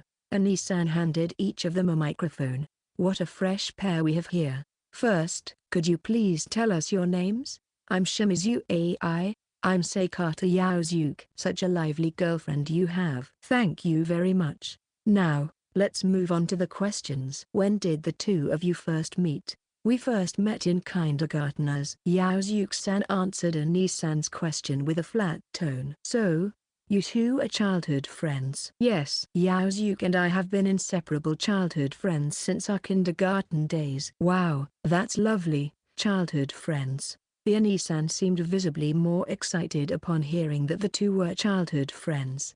How long have you two been dating? About a year. Ai-san answered as if she had anticipated the question beforehand. Who confessed their feelings first? That is, it seemed they hadn't discussed who had confessed during their meeting. It was me. Ai-san's eyes widened in surprise. It appeared she hadn't expected this turn of events. So it was the boyfriend who confessed. How did you do it? I just said, I like you.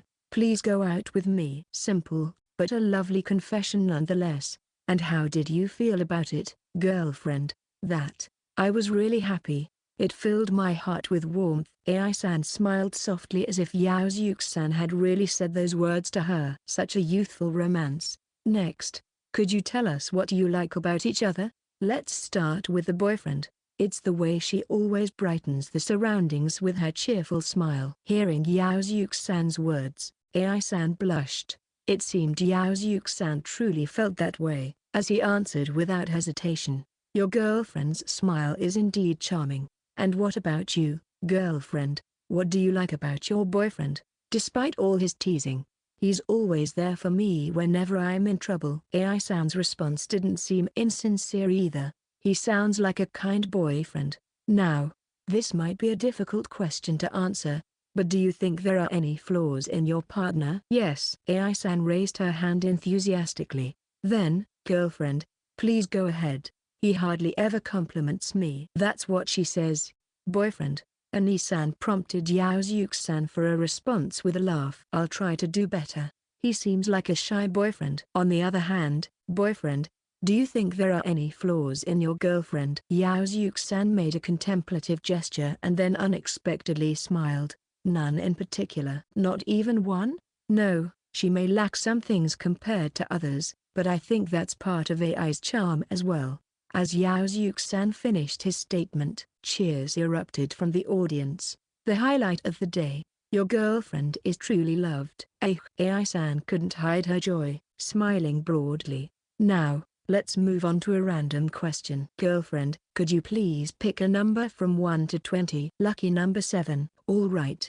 Number 7 it is. Question 7 is: please tell us about your first kiss. I'll repeat it. Please share the memory of your first kiss. AI-san probably heard the question just fine. She must have been frozen by the unexpectedness of it. With her face turning red, she looked at Yaozuke-san with a troubled expression. Yaozuke-san also seemed a bit fidgety. If it's difficult for you two to answer, we can skip this question. No, it's okay. Though she clearly didn't seem okay, AI-san replied, so. Is that so? Well then please tell us, where was your first kiss? On a Ferris wheel. Ooh, how romantic. Please tell us in as much detail as possible about the lead up to the kiss on the Ferris wheel. That is. She's at her limit, Shimizu-san muttered softly beside me. Indeed, even from my perspective, it seemed like she was nearing her limit. I'll take it from here. In the midst of this, Yaozuke-san began to speak. It seems the girlfriend is too embarrassed to recall her first kiss. Boyfriend, please go ahead. The place was an amusement park Ferris wheel. It was at the end of our first date as a couple. When the gondola reached the top, I kissed AI. Cheers of Kaya could be heard from the audience. You too. That's too good. I'm speechless now. When I looked at AI-san, she was gazing at Yaozuke-san with a passionate look.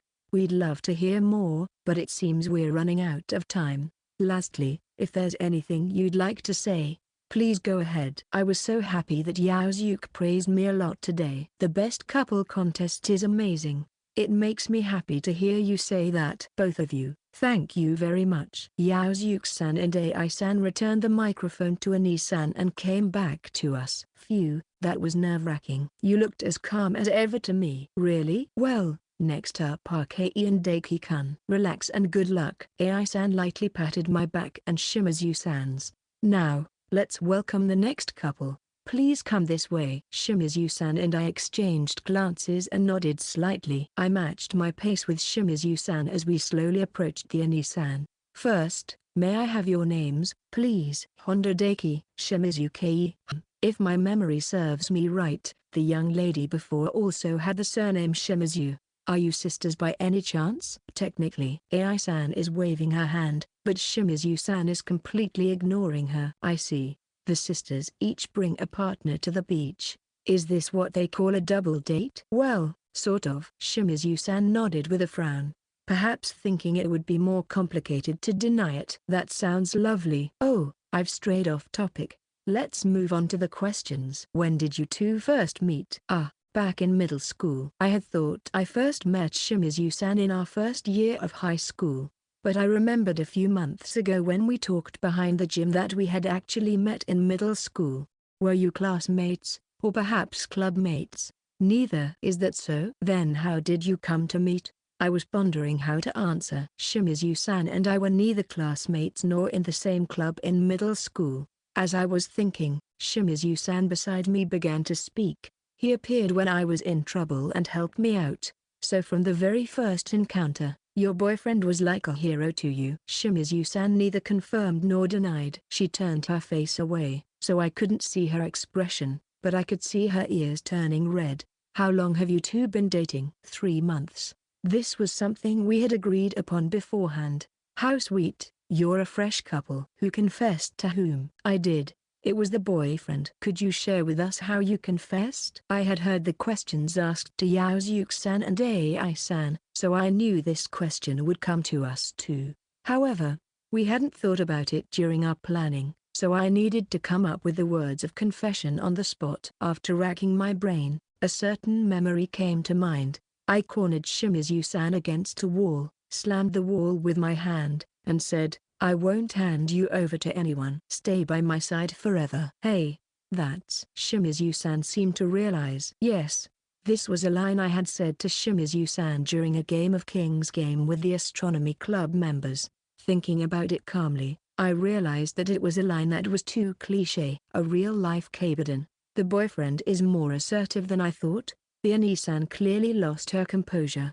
It was probably the closest thing to a confession I had ever said in my life, but maybe it was still strange. How did you feel receiving such a passionate approach from your boyfriend? My mind went blank. Right? Young lovers these days is amazing. Ani-san's look at me seemed to have changed from before. I'm sorry, I got a bit carried away. Next question. What do you like about each other? Boyfriend first, please. What I like about Shimizu-san is that she's a good listener, so I feel comfortable when I talk to her. She's hardworking and diligent. She's also very observant of others and... Hey, stop it. But I'm not done yet. That's enough. You're making the Oni-san uncomfortable. Looking at Oni-san, she indeed seemed to be smiling wryly. Wow, how to say this? The boyfriend really loves his girlfriend. What about you, girlfriend? What do you like about your boyfriend? The question shifted to Shimizu-san. After a few seconds of silence, Shimizu-san spoke. He sees me for who I am. Indeed, the girlfriend is lovely. I can understand that feeling. Ani-san seemed to resonate with that. Next question. What do you think is a flaw in your partner? Starting with the girlfriend this time. That he's kind to everyone. I wonder what that means. I don't think I'm kind to everyone, but is being kind to everyone a bad thing? The boyfriend seems like a nice guy. Just a piece of advice. Please pay a little more attention to your girlfriend. Yes, I will. Whether it's true or not, I wanted to correct it if Shimizu-san has any dissatisfaction with me. Boyfriend, do you think there's a flaw in your girlfriend? Yes. I wish she would rely on those around her a little more. What do you mean? Shimizu-san has gotten better lately, but she often tries to handle things by herself. I want her to rely more on me and everyone else around her. I see. If it's okay with Shimizu-san, I want to be by her side forever, so I hope she will rely on me as much as she can. Oh, a murmur rose from the crowd. Natural, huh? What a guy. I wonder what that means. Even when I look at Shimizu-san, she won't meet my gaze. Now, for the next question. It's going to be a random one. Miss, could you please choose a number between 1 and 20? 12. 12 it is. Number 12. This is sudden, but could you two hug each other? Huh? What? Please give each other a hug. It's not that I didn't hear her. It's just that my brain can't process the request because it's so abrupt. That's not a question.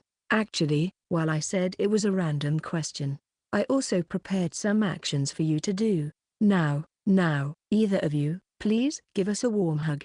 I was expecting any kind of question for the random one, but I certainly didn't foresee this development. When I look at Shimizu-san, her entire face is already beet red without having done anything yet. Is this a bit difficult for such a fresh couple? Hugging is trivial. I don't think the Oni-san is trying to provoke Shimizu-san, but is that so? Then please, go ahead. I shift my gaze to Shimizu-san. She seems to have made up her mind, closing her eyes and spreading her arms wide open. See come. I feel the audience's eyes on me.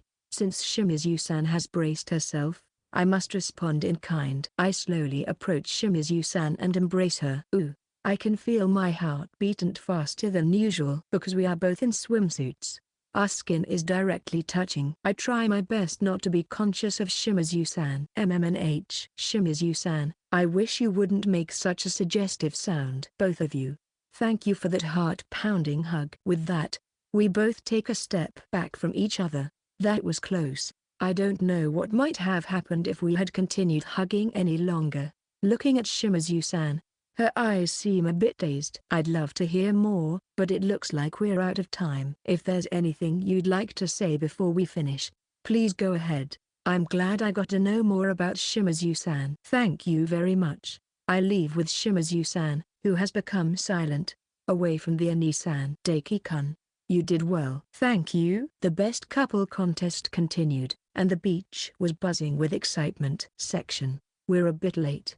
Huh? An unexpected event popped up in our schedule. After the contest, we were in front of a beach house. We didn't win the contest, but we received compliments from the Ani-san. Having passed noon and feeling hungry, we decided to grab a somewhat late lunch. Let's see if there are any seats available. A staff member noticed us waiting and quickly approached. Welcome. How many people? 5 of us. We are a bit crowded at the moment and don't have a table for 5 available right now, so we would have to seat you at a table for 2 and a table for 4 if that's all right. Can we have a moment to think about it? Of course. Please call me once you've decided. The staff member left us to attend to other customers. How should we split up? Into 2 and 3? Why not just split by gender? Then we might get hit on. So what do? Let's all throw rock or paper at the same time, and if the genders split evenly, we'll go with that. That seems like the quickest way. Is everyone okay with that? The 3 sophomores including myself nodded. All right.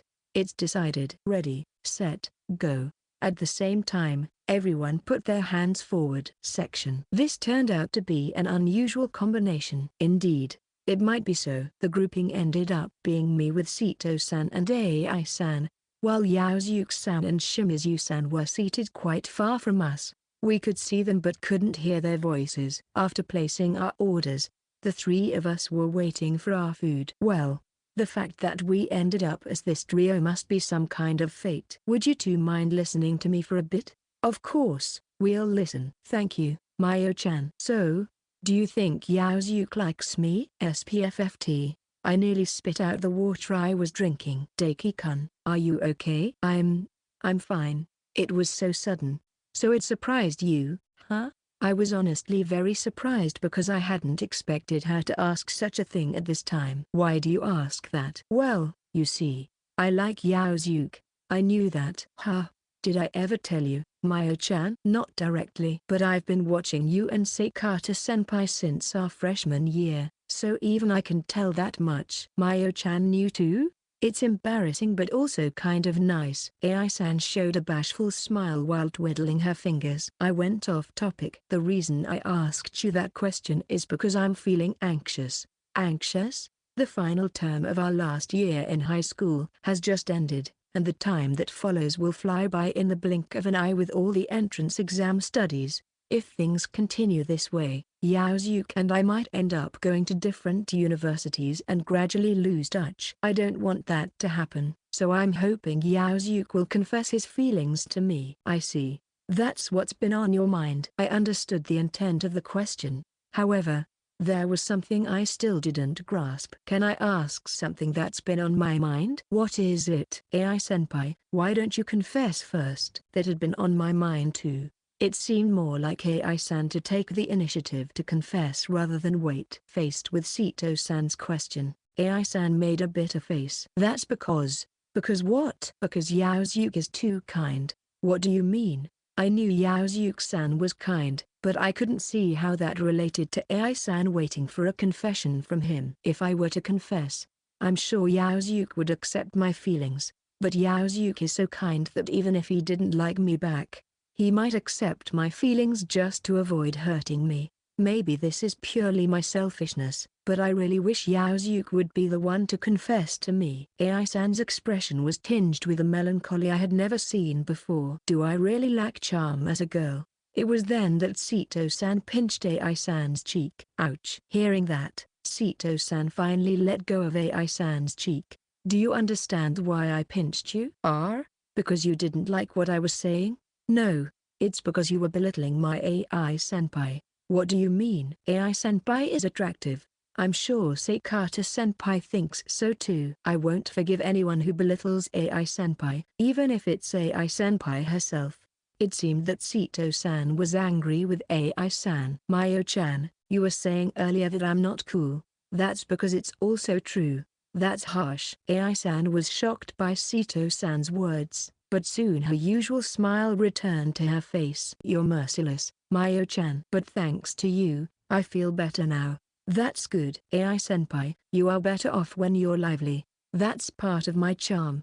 I'll keep shooting for Yaozuke's heart with this momentum. It was a relief to see her spirits lifted after a moment of concern. As a thank you for listening, I'll be the one to take your concerns next. Do you guys have any questions? I'll think about it. Hondo-kun, go ahead if you have any questions. What does Daki-kun want to ask? AI-san, what is it about Yaozuke-san that you like? AI-san smiled as she looked towards Yaozuke-san's seat. Like I said during the contest, Yaozuke has always been there to help me out whenever I'm in trouble, no matter what. I think I was gradually drawn to that about him. I see. AI-san had gradually fallen for Yaozuke-san, who had always been by her side. Can I ask a question too? Of course. What do you think it means to fall in love with someone? AI-senpai. AI-san's expression turned serious again. That's a difficult question. To me, falling in love means wanting to be by that person's side forever. Wanting to be on their side forever. Well, you might not get it. But I think there are as many forms of love as there are people, so you should find your own way of loving someone else. Looks like our food is here. Afterward, I pondered what it means to fall in love as I ate the yakisoba I had ordered. Section. Why are you keep glancing at them? I was just wondering if AI's voice could reach us from there. I strained my ears, but the distance was too far, so I couldn't hear AI and the others at all. I can't hear anything. Besides, what does it matter if we can hear each other? It would be troublesome if AI overheard our conversation. What are you planning to talk about? Don't look so displeased before I've even started. Yaozuke smiled wryly. It seemed my emotions were clearly reflected on my face. All right, just tell me. Sorry about this. Kei, there's just one thing I want to ask of you. Ask me? What do you want me to do? It's rare that Yaozuke asks me for help. That's why I can't guess what he's going to ask me to do. It's nothing too complicated. Kei, I need you to create a moment for AI and me to be alone during tomorrow's summer festival. From Yaozuke's serious expression, I immediately realized what he intended to do tomorrow. Are you going to confess to AI? You figured it out? It seemed my hunch was correct. Is this because of the couples contest earlier? I had decided to confess long before that. Then when did you decide? It was when AI suggested going to the training camp. It seemed that Yaozuke had been determined to confess to AI for quite some time. Why now? After this training camp, we'll be busy with preparations for the cultural festival and studying for exams. I thought this might be my last chance to convey my feelings to AI. Kaho had said something similar before. It seemed that Yaozuke also understood that the time he could spend with AI during their high school days was running short. Can I ask you something? Sure. Aren't you afraid that confessing will ruin the relationship you have with AI now? It would be a lie to say I'm not afraid. Whether my confession is successful or not, our relationship can't stay the same. Then why? Because I want to be by AI's side from now on. I want to see her smile forever. As he declared this, Yaozuke's face looked more resolute than usual. Got it. I'll make sure you two get your moment alone at the summer festival tomorrow. So make sure you nail it in one go. Thanks, Kei. Save your thanks until after you've succeeded. Yaozuke was about to take a brave step forward. Huh? I wonder if I'll ever be able to take a step like that myself. Chapter 5, Shimizu-san and the Summer Night Sky. Why do the three of us need to bathe together? Because it's a training camp. That's not an answer. On the first night of the training camp, after finishing dinner, AI, Sito, and I were resting in our room at the inn. Hondo and Yaozuke were probably resting in another room by now. Just as I had finished organizing my belongings and was about to head to the large public bath alone, AI suggested that the three of us go together. After all, we three have never bathed together before. Plus, we might not get this kind of chance again. So this could be our first and last opportunity to go to the bath together. That's why we should all go to the bath together. What happened to because it's a training camp? Well, you know, at training camps, everyone acts together, right? So, it's only natural to go to the bath together too. You just came up with that reason now, didn't you? Anyway, let's go to the bath together. It'll definitely be more fun and memorable. It seemed that AI was determined to push through with her idea. Sito, are you okay with this? At this rate, you'll end up bathing with this one. If it becomes a memory, then it's fine. Beside, AI-senpai gave me a convenience store limited edition matcha dorayaki. The latter reason is 100% why. It seems that behind my back, Sito had been bribed by AI with dorayaki. See, now it's just Kei left. Feeling that resisting the determined AI is futile, I gave in. If anything happens, I'm getting out of the bath immediately. Okay, then let's head out once we're ready. Let's go, guys. As always, I wondered where all this energy in my sister came from. Section. It's a nice spacious bath, and the temperature is just right. About 30 minutes after leaving the room, the three of us were soaking in the spacious tub of the large public bath. There were no other guests, and we basically had the place to ourselves. So we bathed together. But what now? Is this it? I really want to have more fun since there are no other guests around. Do whatever you want. Kei-san, you're so cold. I don't need to be nice to you. No, something good will definitely happen later if you're nice to me. Don't make baseless assertions. While I was having this pointless exchange with AI, I noticed Sito looking at AI. What's wrong, Sito? If you want a quiet bath, help me shut her up. No, that's not it. Then why were you staring at AI? I have something I want to do. It's rare for Mayo-chan to say she wants to do something. Go ahead and tell us. I want to talk about love. You came all the way here to talk about love? You can do that at school with Hondo. Well, I pretended to be asleep and listened when the two of them were talking about love.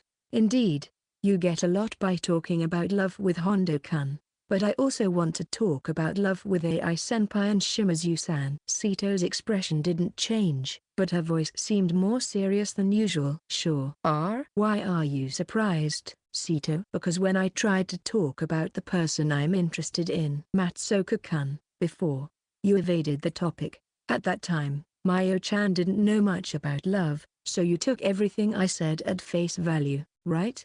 Maybe. Is it okay now? By talking about love with Daiki-kun, Mayo-chan has started to think for herself about what love is. I think that now grown Mayo-chan can talk about love without being swayed by my words.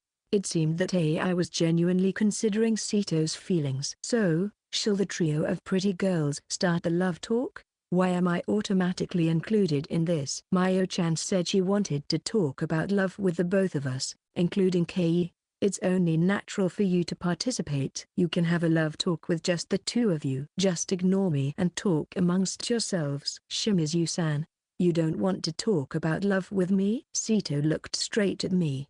Do you really want to talk about love with me? I do. Shimizu-san, I want to hear directly from you what you think about Hondo-kun. It doesn't necessarily have to be about Hondo. No. If Kei talks about love, there's a 100% chance that Daiki-kun will come up. That's right. Hondo-kun will definitely appear in Shimizu-san's love talk. Why were these two so sure before we even started talking? Come on, Kei. Let's talk about love. If the three of us talk about love, it'll definitely be fun. Even if I refused here, they would probably say the same thing once we got back to the room. Fine, I'll join in the love talk, but don't blame me if it's boring. Yay. Thank you, Shimizu-san. So, what's the theme? I'm not going to come up with anything. Mayo-chan, do you have something you want to talk about? After a few seconds of thought, Sito spoke up.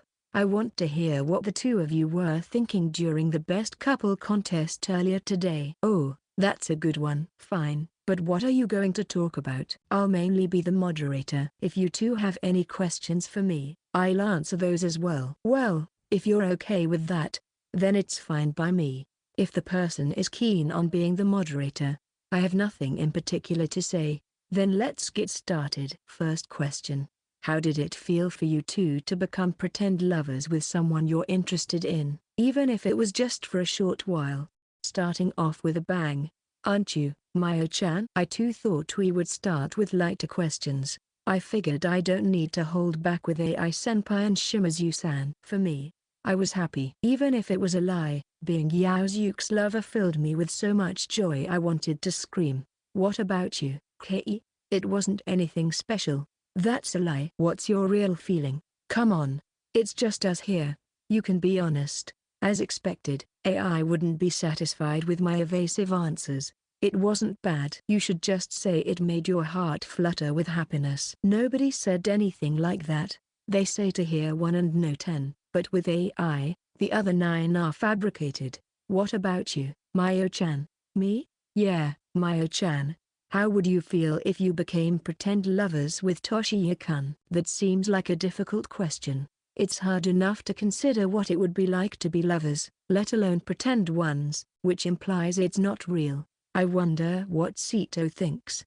I would want to know what Matsuoka-kun is thinking. Why? Because I'm curious about what he thinks about pretending to be lovers with me. I see, so that's how you think, Mayo-chan. Even if it's just pretend, I have a feeling Matsuoka would be overjoyed to the point of tears if Sito and you were to be lovers. By the way, Mayo-chan, would you be happy to become pretend lovers with Matsuoka-kun? I don't know if I'd be happy, but I think it would be interesting.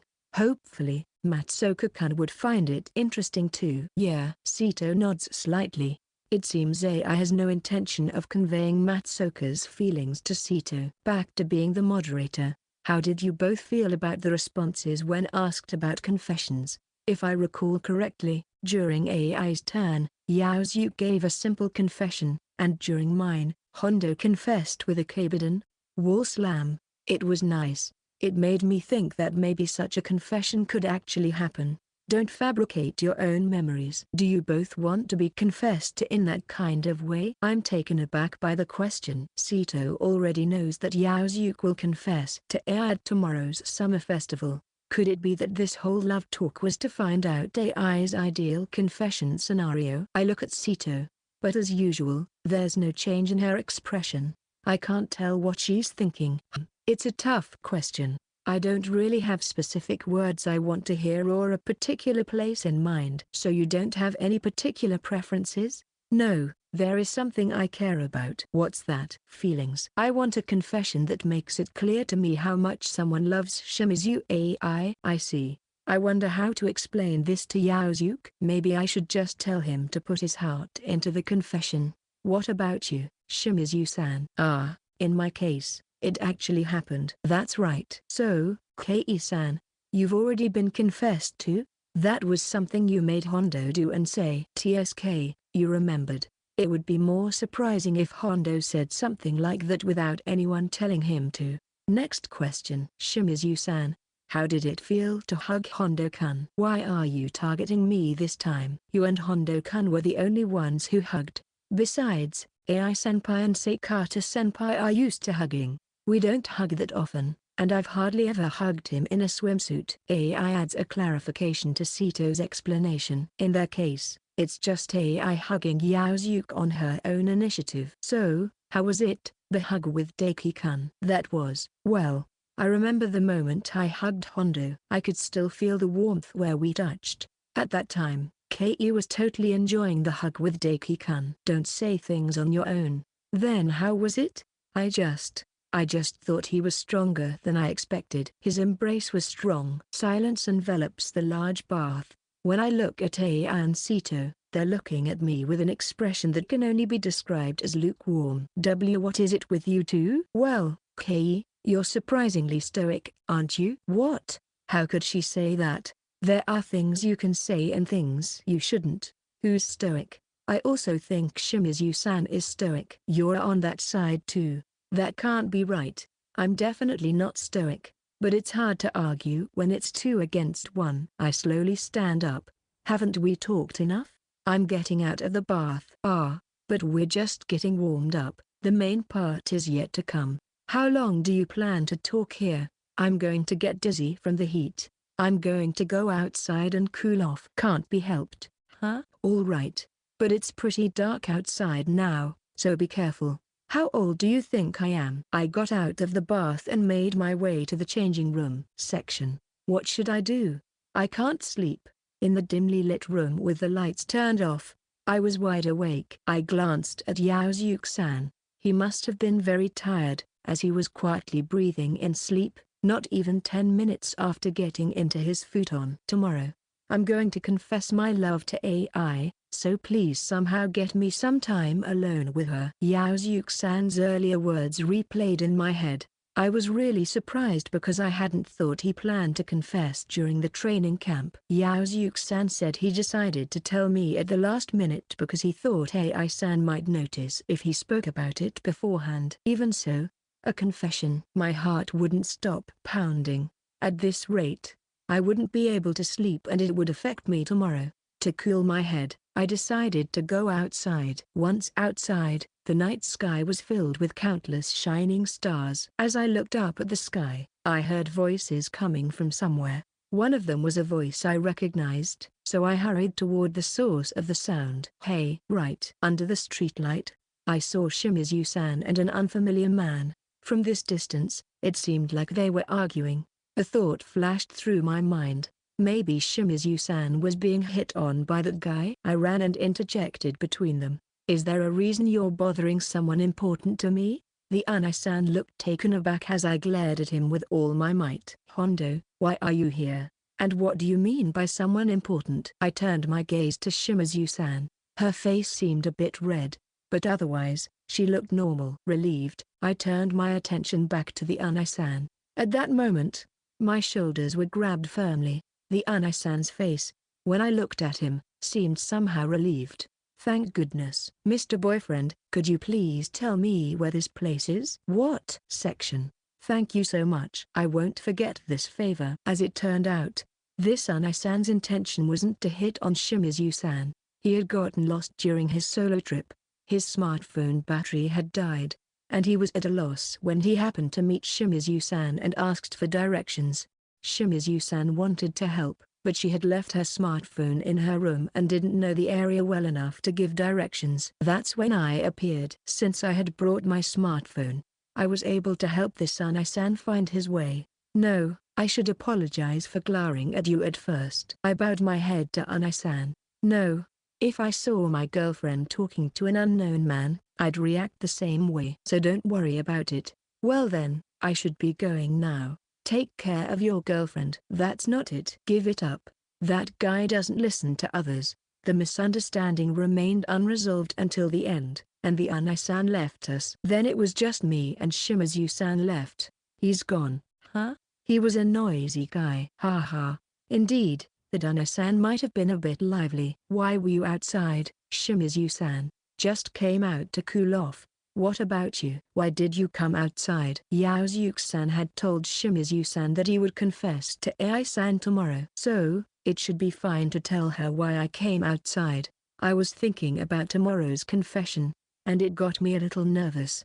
Did you hear it from Yaozuke? Yeah, but I only heard about it just now. So that means, except for AI, everyone else knows about tomorrow's confession because I told Sito when AI wasn't around. That seems to be the case. If everyone except AI-san is a collaborator, it probably won't be too difficult to get Yaozuke-san and AI-san alone during the summer festival.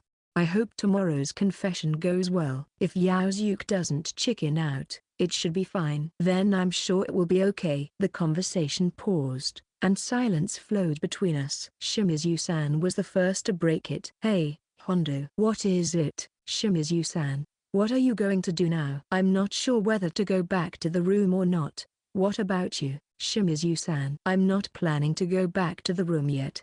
Then, is it okay if I stay with you until you feel like going back? Even though I think it's safe, I'm a little worried about leaving Shimizu-san alone at night in an unfamiliar place. Do whatever you want. Thank you.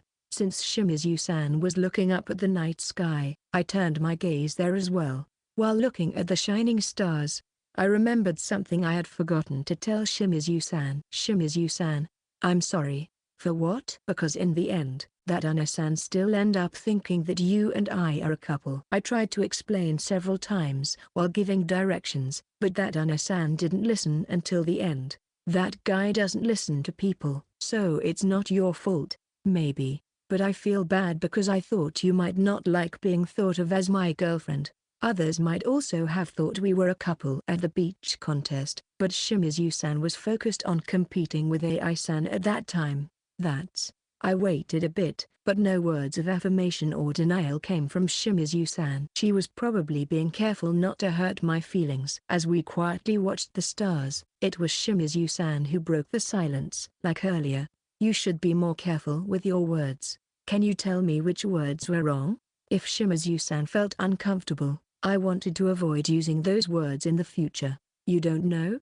I'm sorry. I don't. So please tell me. I gazed into Shimizu-san's eyes. After a few seconds of silence, Shimizu-san finally opened her mouth. Didn't you say I was someone important to you earlier? You're going to end up in a lot of trouble if you say that to just anyone. I remember saying that when I intervened between Shimizu-san and Anna-san. However, it seems Shimizu-san has slightly misunderstood. I think it'll be okay. It's not okay. Some people might get the wrong idea. That's not what I mean. I don't just tell anyone that they're important to me. What? I can't quite put it into words, but Shimizu-san, you're different from anyone else to me. I think you're the only one I'd say someone important to me. If it were Toshiya or Sito-san, I'd call them friends. Yaozuke-san or AI-san would be my senpai, and Tayuno would be my family. Indeed, the only person I would describe as someone important is Shimizu-san. However, after saying it, I wondered if I had been too bold. For a moment, I waited for Shimizu-san's response, but she didn't say anything. Shimizu-san? Don't look at me. Shimizu-san was turning her face away from me. Why? Just because. Okay, I understand. I felt like I shouldn't press any further. In the end, I shifted my gaze back to the night sky. Chapter 6, Shimizu-san and the Werewolf Game. On the second morning of the camp, we, the astronomy club, had finished our breakfast and were walking down the hallway together. The breakfast was delicious. Now, where shall we start our city exploration until evening? AI, about that. What's wrong, Yaozuke? Why the gloomy face? I might not be up for walking around the city today. Huh? AI-san looked as surprised as if she was a pigeon shot with a pea shooter. I might also have a hard time walking around the city all afternoon. I'd rather not move around too much until the summer festival. What? You two as well? What happened all of a sudden? It hurts. Is there somewhere that hurts? Where does it hurt? AI-san looked concerned. My whole body is sore. Hearing that, AI-san's expression softened. Oh, it's just muscle soreness. Well, It's true we played a lot at the beach yesterday. Are Daki-kun and Mayo-chan feeling the same? Yes. Sito-san nodded silently. It seemed like the aftermath of yesterday's activities was making everyone's muscles scream in pain. All of you have muscle soreness? Ahaha. I could only give a wry smile. To me, it was mysterious that the Shimizu sisters showed no signs of fatigue after all that activity yesterday. Then it can't be helped. Let's cancel today's city stroll and play some indoor games. I'm sorry, it's the worst if we push ourselves now and can't enjoy the summer festival together later. All right. Then let's gather in the boys' room once we're ready. Yaozuke and Daki-kun, please tidy up the room before we come. Understood. And so, we each returned to our rooms for the time being. Section. I've been thinking, how about we play the werewolf game? The werewolf game? About 20 minutes later, the astronomy club had gathered in the room where Yaozuke-san and I were staying. Yeah, I played it before with friends and it was fun, so I wanted to try it with this group. I don't know much about it. What kind of game is the werewolf game? Come to think of it, Yaozuke and I haven't played it before. Anyone else not know? I'm sorry. I don't know. I'm not familiar with it either. Just explain it quickly. It seemed that everyone except Ai-san wasn't very familiar with the werewolf game. Okay. Since it looks like most of us don't know, I'll explain as simply as possible. The werewolf game is basically a game where you're divided into two sides, the villagers who want to protect the peace of the village, and the werewolves who want to munch on the villagers, each aiming for victory. Two factions fighting against each other? That's right. The werewolves' victory condition is to equal or outnumber the villagers. The villagers' victory condition is to expel all the werewolves. I've been curious since earlier, but what exactly is a werewolf? It's part of the game's name, so it must be something important, but I still don't understand what it is. The werewolf is one of the roles in the werewolf game, but I'll explain that later. First, let's talk about the general flow of the game. First, we decide the roles. Each role is determined randomly. This is where you find out which faction you belong to. So the roles are basically fixed for each faction. Yaozuke catches on quick. Once that's settled, the game proceeds in turns. It starts with a night turn, then a morning turn, and then a night turn again, and we repeat turns until one faction wins. What happens during the morning and night turns? During the night turn, you can use your role's abilities. For example, if you're a werewolf, you can eliminate a villager from the game. Then, there's voting during the morning turn, and the person with the most votes gets expelled. The word expelled reminds me of the villager's victory condition mentioned earlier. So the villager's side tries to expel the werewolves through voting in the morning turn, while the werewolves' side aims for victory by reducing the number of villagers with their abilities during the night turn. That's correct. Now, let's talk about the roles. There are many roles in the werewolf game, but for our game, there will be 4, villagers and the seer on the villagers' side, and werewolves and the madman on the werewolves' side. I'll explain each role. Make it easy to understand, please. Okay, first, the villagers. This role has no abilities. Just focus on voting. Next, the seer. The seer can perform a divination once during the night turn, revealing non-werewolves as white and werewolves as black. It's a crucial role for finding werewolves, so do your best. I see. What about the roles on the werewolf side?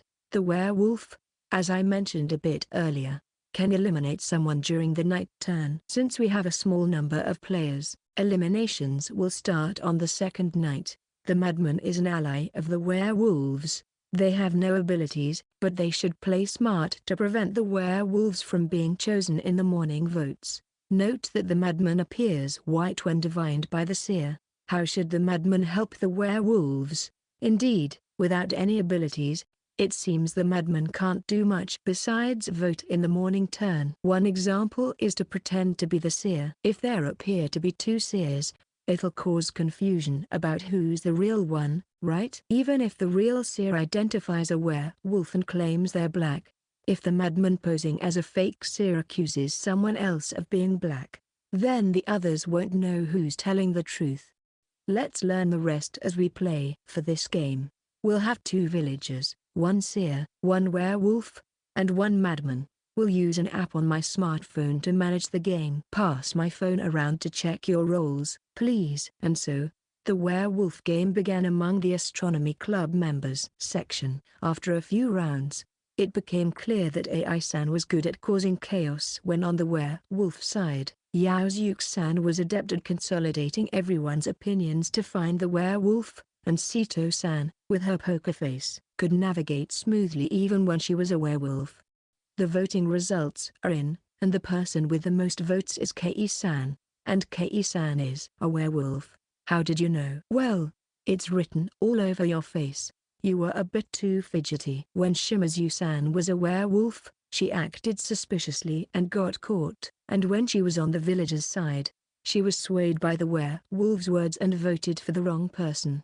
She ends up with the lowest win rate among the astronomy club members. Well, now that everyone is getting the hang of the rules and how to play each role, let's add a punishment game for the losing side from the next round. Hey, we didn't agree to that. Well, I didn't say anything about it, but games are more excited when there's some risk involved, right? Or are you afraid of losing, Kei-san? That kind of talk. I looked at Shimizu-san. Her eyes were already ablaze with the spirit of a warrior. I'll do it, but don't complain later after losing. Okay. One player is ready. Is everyone else okay with that? I shifted my gaze to Yaozuke-san and Sito-san. Turning to Yaozuke-san and Sito-san, I realized that this could be a chance to pair up Yaozuke-san and AI-san alone during the summer festival.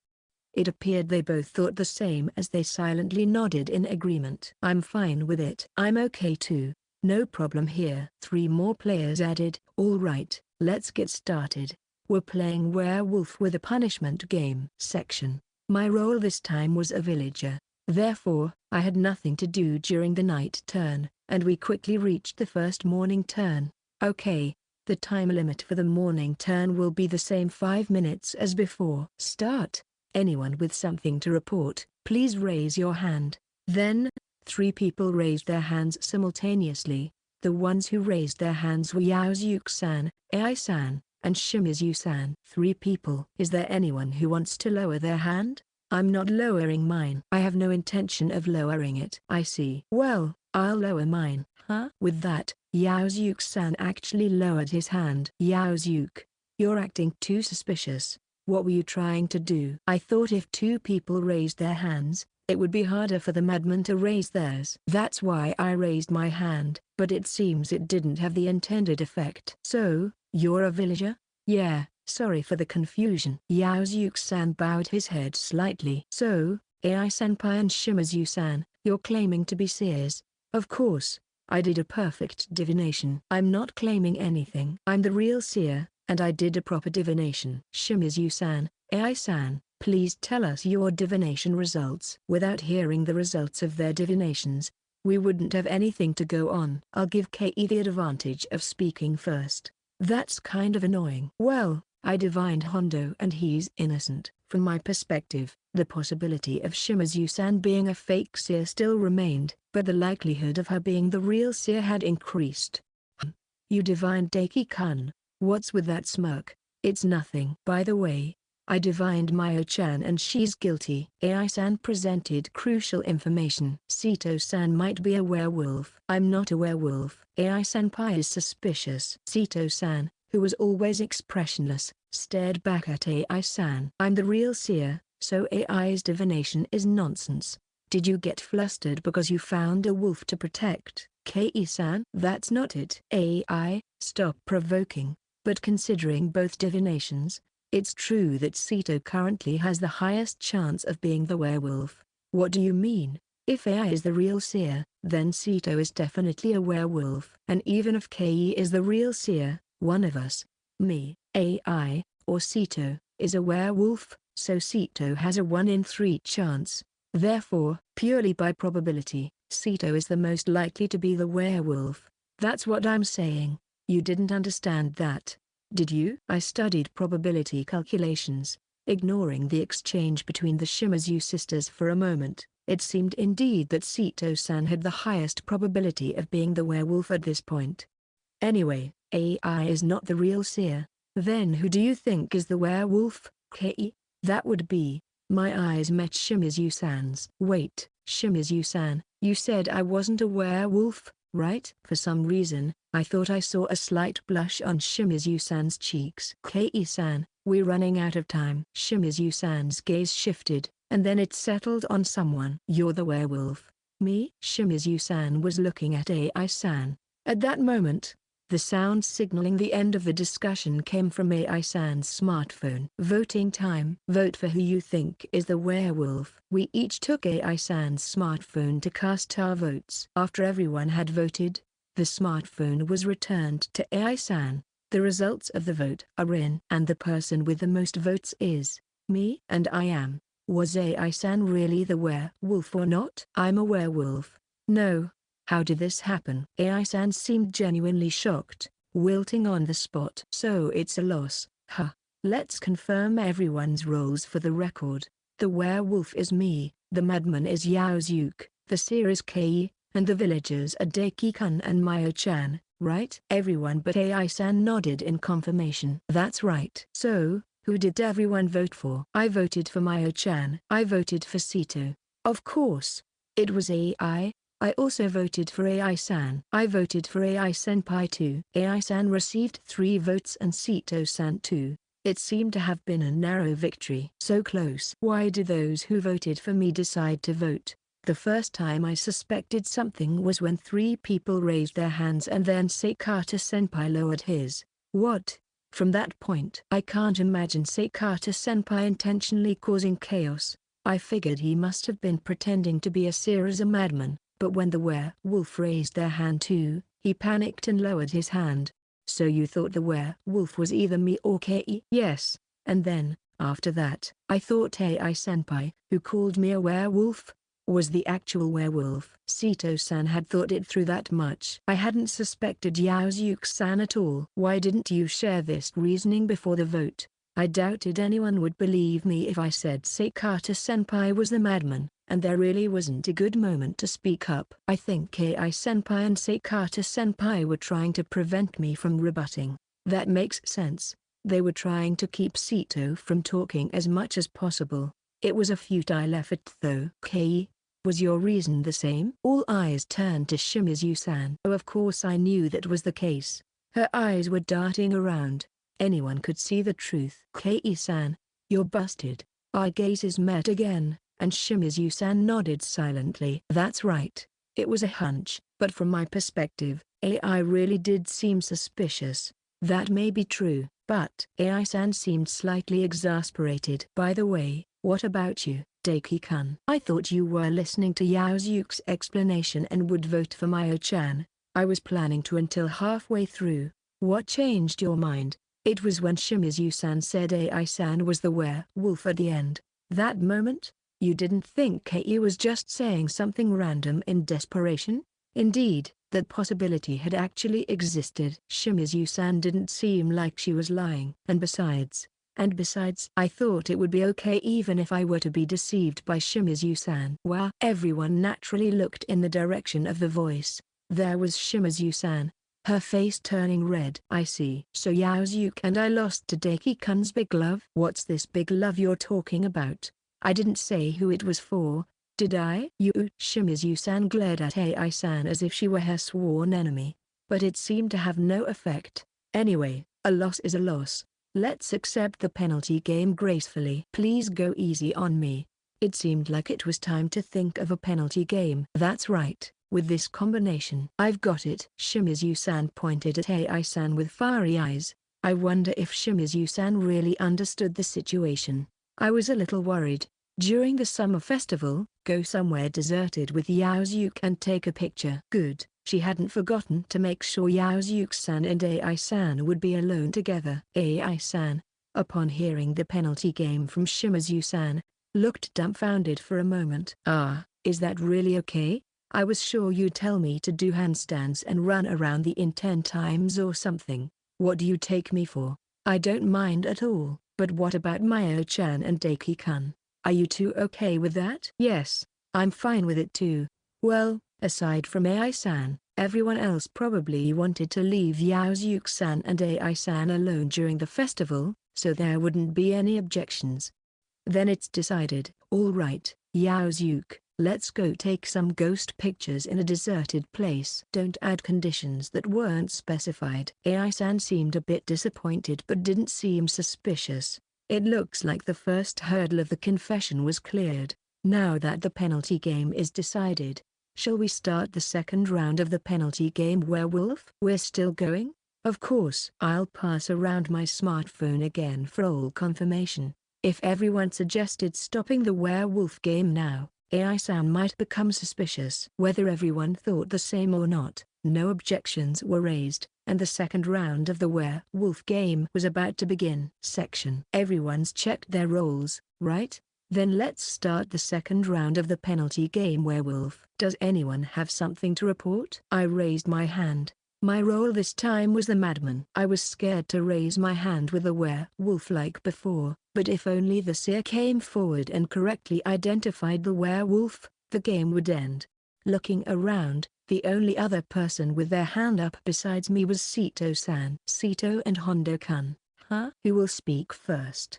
I'll speak first. Then I'll speak after. Since I didn't know who the werewolf was, it would be easier for me to act after hearing the real seer's divination. I hadn't paid attention before, but maybe that's why AI-san let Shimizu-san go first earlier. Alright. Sito, please go ahead. I divined Shimizu-san and she's black. What? This might be over. It's not me. Calm down. It's not decided that you're the one yet. Let's hear what Hondo-kun has to say. What should I do? Since I'm the fake seer, Sito-san must be the real one. If Sito-san says so, Shimizu-san is almost certainly the werewolf. To somehow turn this around. Hondo-kun, I divined AI-san and found she's black. What did you say? The flow was heading in the same direction as before, so I needed to call someone black. After some hesitation, I decided to declare AI-san as the werewolf. This is bad, if it goes like this. Hey, Yaozuke. I'm not black. I'm pure white too. Pure as snow. This is how it's going to be. AI and Sito will vote for Kei. Kei and Hondo-kun will vote for AI, so in the end, it all comes down to who I vote for. Even if Yaozuke-san votes for me or Sito-san, it will go to a tiebreaker vote, so Yaozuke-san will be forced to vote for either Shimizu-san or AI-san.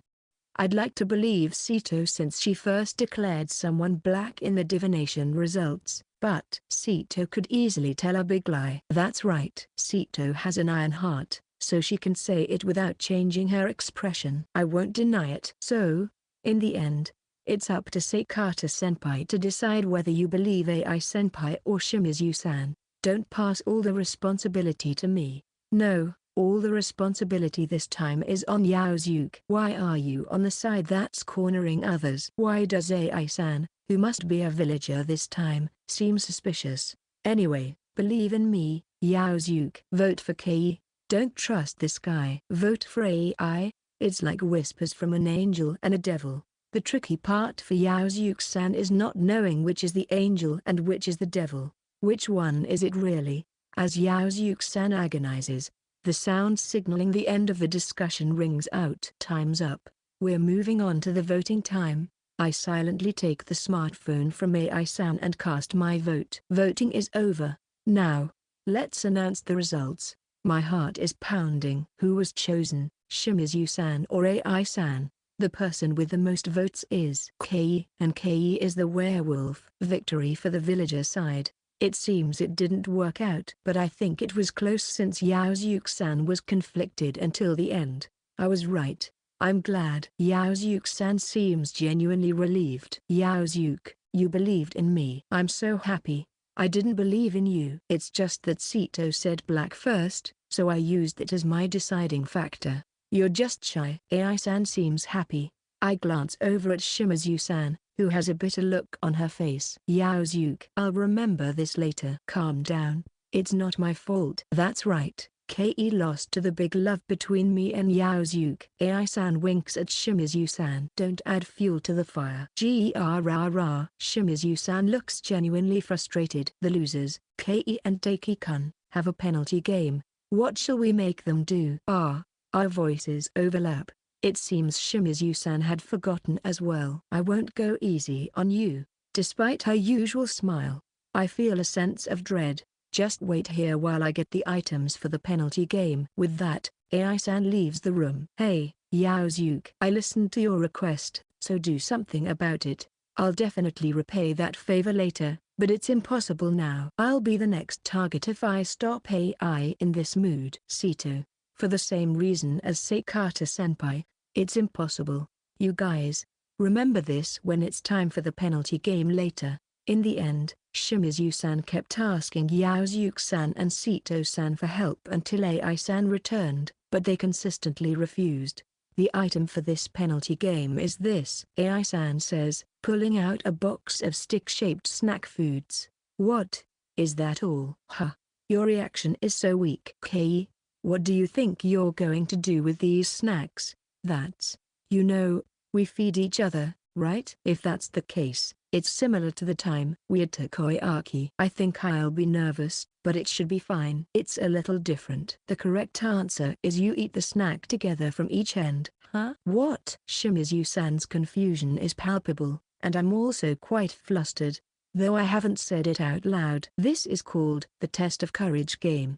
Whoever breaks the snack first gets an additional penalty. Is that even allowed? I was actually expecting something like this when I lost earlier. That's definitely not okay. Why not? Because if neither of us breaks it, then our lips will. Shimizu-san's face gradually turns red as Shimizu-san says, if neither of us breaks it, then our lips will. Then you should just break it, right? But Kei, you are a coward, so you'll probably break it right away. Give. What, Kei? I can't hear you. You're too quiet. Give me that snack. I'll settle this quickly. This is very bad. Once Shimizu-san gets like this, nobody can stop her. Shimizu-san takes the snack from AI-san and puts one end in her mouth. HM. It seems she's indicating that I should do the same. I hesitantly take the other end of the snack in my mouth. All right, both of you are ready. Remember, if you don't eat more than 2/3, you'll have to do it over. The test of courage game starts now. It had begun, and just like that, a new rule was added. Right now, Shimizu-san and I were much closer than we ever were during our usual conversations. The only distance between us was the length of one stick-shaped snack. Even if I tried to stay calm, most of the visual information I was receiving was dominated by Shimizu-san. I couldn't think of anything else but how long Shimizu-san's eyelashes were. Hey, you two, stop staring at each other. The game has already started. That's when I realized that the distance between Shimizu-san and me hadn't changed. Looking closely at Shimizu-san, her face was redder than I had ever seen it before.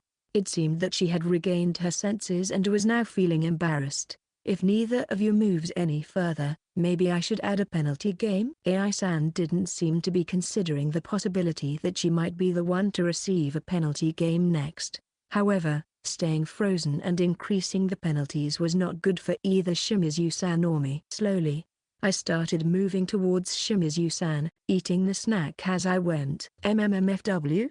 I could feel Shimizu-san's surprise. Finishing quickly would be less of a burden on Shimizu-san. Slowly but surely, I continued to eat the snack, moving closer to Shimizu-san. Just a little more to the halfway point. Hang in there, you can do it. There was still more to go. Honestly, my heartbeat was intense. Shimizu-san's eyes were starting to glaze over, and it looked like she was reaching her limit. Kei, are you just going to wait? Upon hearing that voice, Shimizu-san's expression sharpened. Then, she slowly started to move closer to my side. Shimizu-san is really amazing. I didn't know why I thought that at this moment, but I was certain there was no falsehood in this feeling.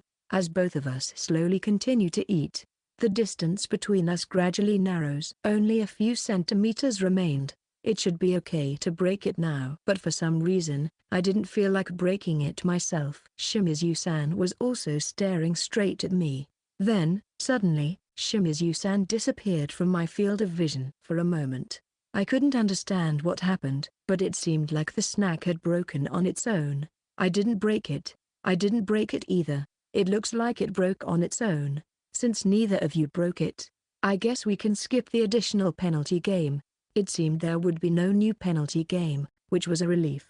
But what was I thinking just now? If things had continued that way, Shimizu-san and I. Hondo-kun. Your face is red. Are you okay? I'm fine. I don't think I'm okay, but I couldn't explain what exactly was wrong with me at the moment. Chapter 7, Shimizu-san and the Summer Festival. I wonder if those three will be arriving soon. On the second evening of the camp, Yaozuke-san and I were waiting in front of our stay for the three girls from the astronomy club. Perhaps because the time for confessions was drawing closer, Yaozuke-san seemed more fidgety than usual. Yaozuke-san, are you okay? I'd like to say I'm fine, but it's true that I'm nervous. Yaozuke-san showed a smile, but it was somewhat awkward. I've never confessed or been confessed to before, but I think it takes a lot of courage. That's why I think it's really amazing that you're going to confess to Ai-san. Hondo-kun. Thank you. I don't know if it will be successful, but I'll do my best. What are you going to try your best at? I turned toward the voice and saw Ai-san and the others, who had changed into their yukatas without us noticing. Why you? How long have you been here? Don't be so surprised. We just got here. From where did you overhear me and Hondo-kun talking? I only heard the part where you said you'd try your best. I was relieved. It seemed Ai-san hadn't heard much of the conversation between Yaozuke-san and me. More importantly, how do you like this yukata? Ai-san whirled in front of Yaozuke-san, seemingly wanting him to compliment her as he did when she wore her swimsuit. It's beautiful. Huh? That white yukata with the vivid flowers suits you well and looks really beautiful. Yaozuke-san finished expressing his thoughts on the yukata without taking his eyes off Ai-san. Oh my, that's a proper compliment. Unlike the usual it's good from Yaozuke-san. Ai-san seemed to be the one flustered now. It was a rather rare sight. As I was watching Yaozuke-san and Ai-san, I felt a tug on my sleeve. Turning my gaze, I saw Shimizu-san, who had also changed into a yukata. Shimizu-san, that yukata is. You're the one who said you wanted to see me in it. I took another look at Shimizu-san. Her beautiful long hair was tied back, with some of it braided. The yukata was navy blue with morning glory patterns, and as I had thought before, it suited Shimizu-san very well. Don't just stand there, say something. Wait. Just give me a moment. I wanted to quickly give a compliment, but I also wanted to convey exactly what I was thinking to Shimizu-san. That yukata looks really good on you, Shimizu-san. It's so beautiful that I could keep looking at you forever. Shimizu-san froze. At the same time, there was a click and a flash of light. Looking toward the source, I saw Sito-san in her yukata, holding up her smartphone. Hey Sito, what are you taking pictures of? A commemorative photo. The more memories you have from a trip, the better. Just delete it. No way. Eventually, the two-shot photo would be shared among the members of the Astronomy Club section. There are more people here than I thought. It's really lively. When we arrived at the festival venue, there were already many people there, each appearing to enjoy the festival. There's still plenty of time until the fireworks, so why don't we check out the food stalls one by one? Yeah. Yakisoba, takoyaki, shaved ice, and then cotton candy and candied apples. Just thinking about it makes my mouth water. Ai-senpai, you're forgetting about the big taiyaki and imagawa-ayaki. Do you guys think about nothing but eating? Shimizu-san gave Ai-san and Sito-san a cold look. Shimizu-san, isn't there anything you're looking forward to? There's nothing like that. Kei is happy as long as Daiki-kun is nearby. Nobody said that. Is that not it? That's. Our eyes met for a moment, but Shimizu-san quickly looked away. Enough of that. Let's get going. Okay. Everyone, make sure not to get lost. You're the one who's most likely to get overly excited and wander off. Let's try that next. Ai-san pointed to a shooting gallery stall. Want to give it a try, miss? Even if you're cute, there's no special treatment here. The stall owner greeted Ai-san with a smile. Let's do this. Everyone should join in. Guess we have no choice. Might as well give it a try. I'm bored waiting, so I'll play. I won't hold back. Sito-san seemed oddly fired up, but it looked like everyone was also eager to participate. I want to try it too. That settles it. Mister, We'd like to play the shooting game for 5 people. I'd be happier if you called me Anai-san. It's 300 yen per turn, and you get 5 shots. There are only 2 guns, so please take turns. Okay, let's start the Astronomy Club's shooting contest section. You've got to be kidding me. Who is this girl? The smile disappeared from the face of the shooting gallery Anai-san. The reason was that Sito-san had knocked down the biggest model prize with just 3 shots. It's not that difficult. My grandmother could do it with 1 shot. I wondered what kind of person Sito-san's grandmother was. There are 2 shots left. What should I target next? Such remarks made it seem like Sito-san was some sort of expert sniper. I had no idea Sito-san had such a skill. I give up.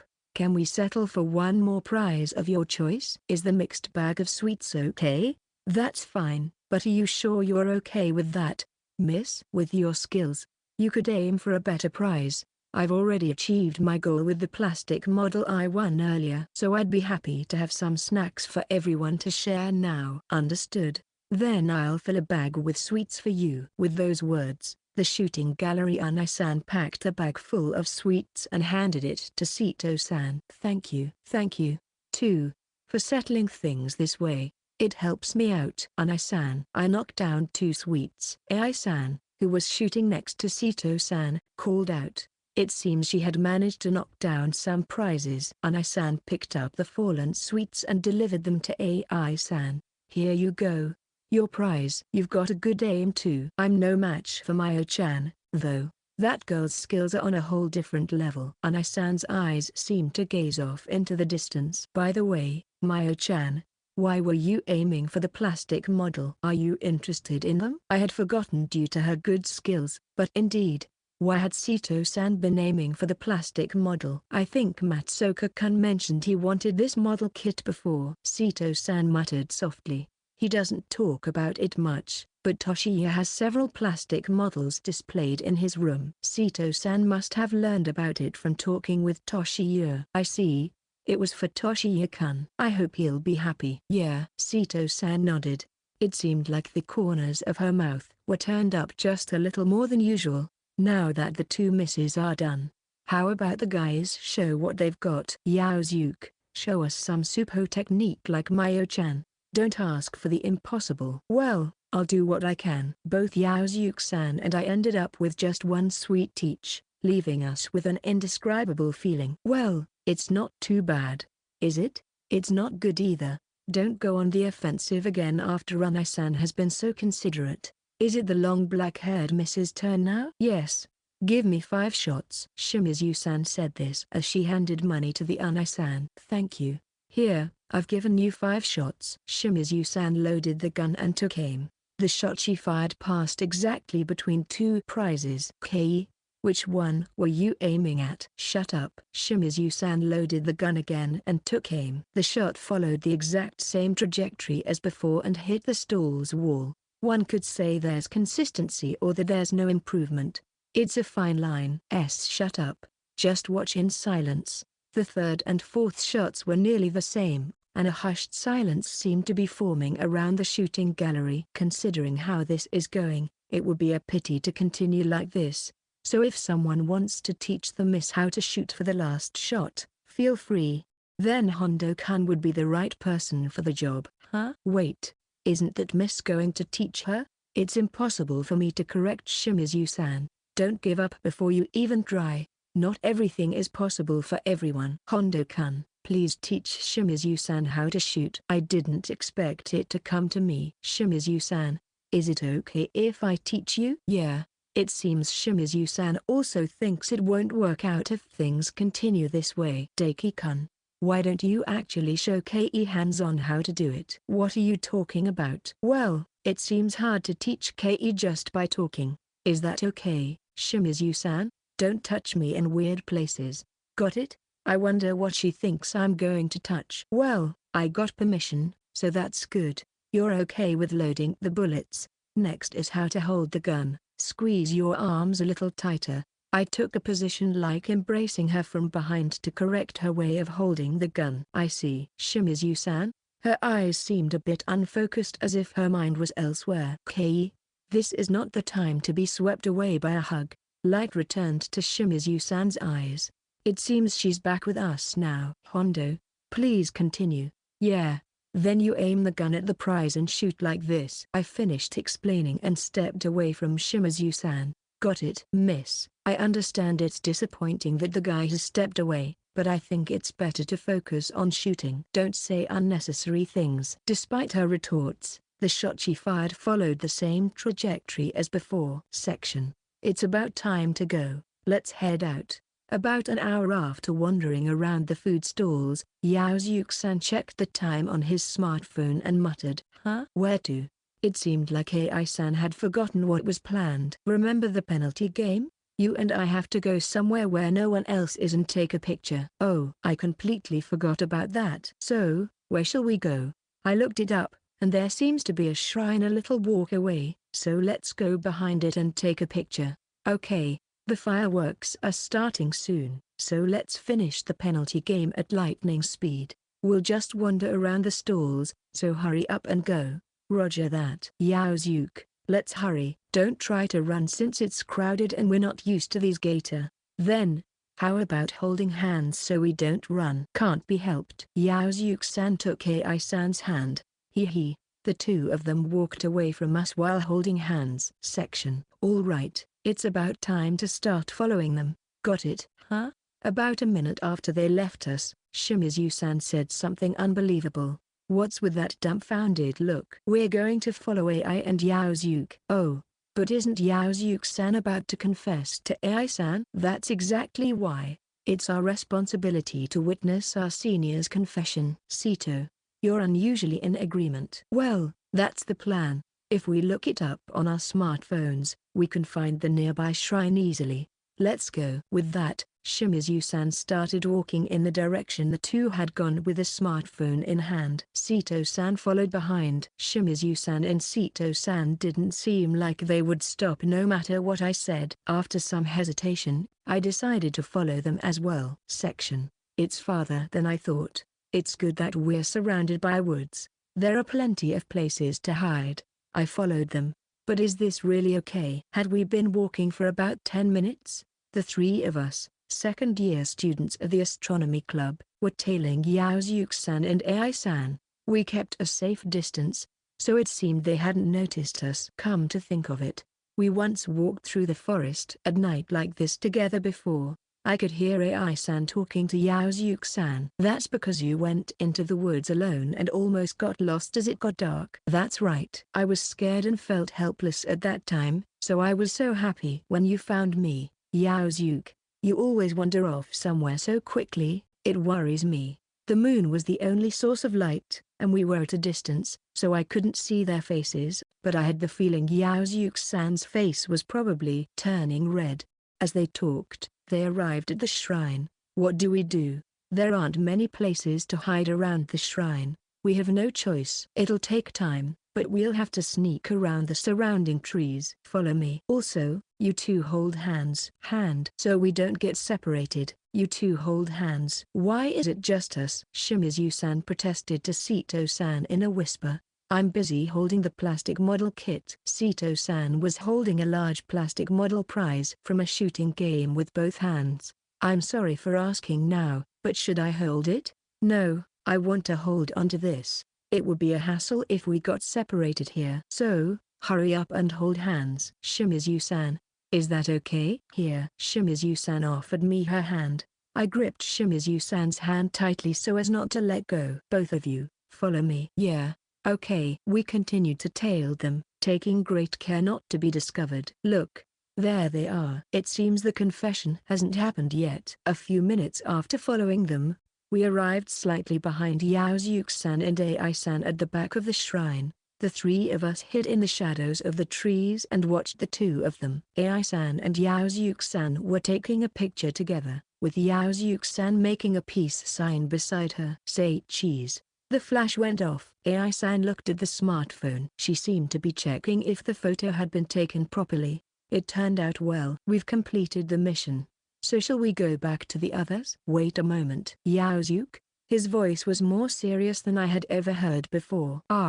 "What's wrong?" "Yaozuke-san, Why so formal all of a sudden? AI, just listen to me for now. Okay. AI-san seemed to realize that Yaozuke-san was acting differently than usual. Thank you. Well, I've been thinking a lot, and there's one thing I want to tell you. AI? Yes. AI-san's reply sounded unusually flustered, perhaps because of the sudden loud voice. I've liked you since a long time ago. I want to be by your side forever. Please go out with me. Yaozuke-san bowed his head vigorously and stretched out his right hand. For a moment, AI-san looked stunned, then slowly covered her mouth with both hands while trembling slightly. AI? Yaozuke-san slowly raised his head, looking a bit fearful. At that moment, AI-san hugged Yaozuke-san vigorously. Yaozuke, I like you too. The most in the world. No, in the universe. Yaozuke-san hugged AI-san back. I felt relieved. It seemed that the confession had gone smoothly.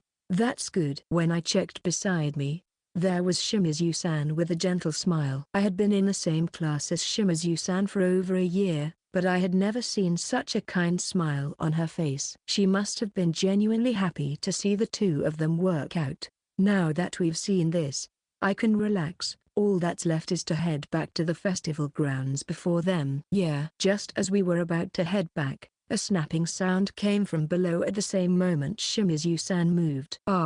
It seemed that Shimizu-san had accidentally stepped on and broken a branch. Is someone there?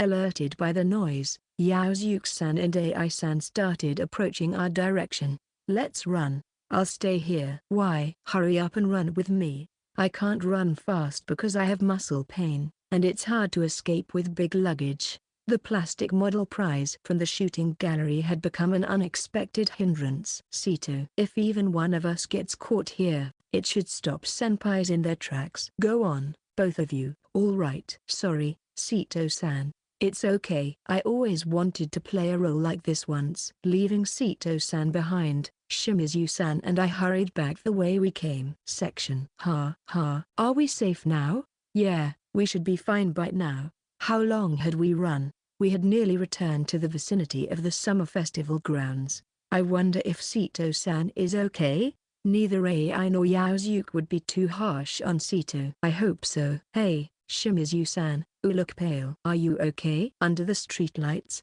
Shimizu-san's expression seemed more severe than usual. No problem. Shimizu-san said this and started walking again, but I felt something was off with the way she was walking. Shimizu-san, did you hurt your foot? Considering we had been running in an unfamiliar gator, it wouldn't be surprising if Shimizu-san had hurt her foot. It's nothing serious. Let's get back quickly. No, that's not okay. Let me see your foot. When I squatted down to check Shimizu-san's foot, I saw that the area where the thong had been in contact was bright red. Fortunately, there was no bleeding, but it was clear that pushing on would be a bad idea. I'm sorry, Shimizu-san. I didn't notice it had gotten this bad. It's not your fault. Even now, Shimizu-san was considerate of me. Let's find somewhere to rest for now. Checking my smartphone, I found there was a small park nearby. There's a park not far from here, so let's take a break there. Okay. I hadn't paid much attention on the way, but it seemed there was a small park along the path from the festival grounds to the shrine. It seems we had come close to it. Here, Shimizu-san. I crouched down with my back to her. What? Get on my back. I'll carry you to the park. No, I don't want that. Would you prefer to be carried in my arms? That's not what I mean. What then? I wondered if there were other ways to carry her without either holding her in arms or piggybacking.